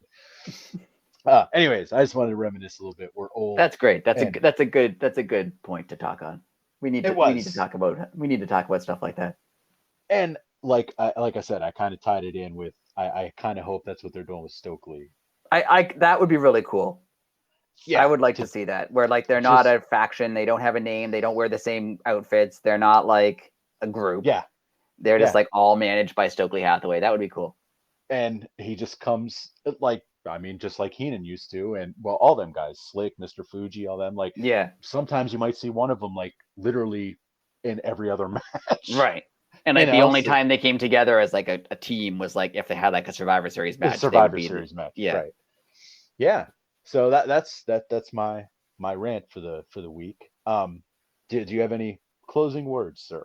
No, I think I'm good. I'm excited as always, excited for the upcoming week. It's a Game of Thrones themed week. Oh, that's right. We do have a theme this week. We're sponsored by HBO Max. There you go. I hope they have a throne. Oh, of course they are. I hope there's a throne.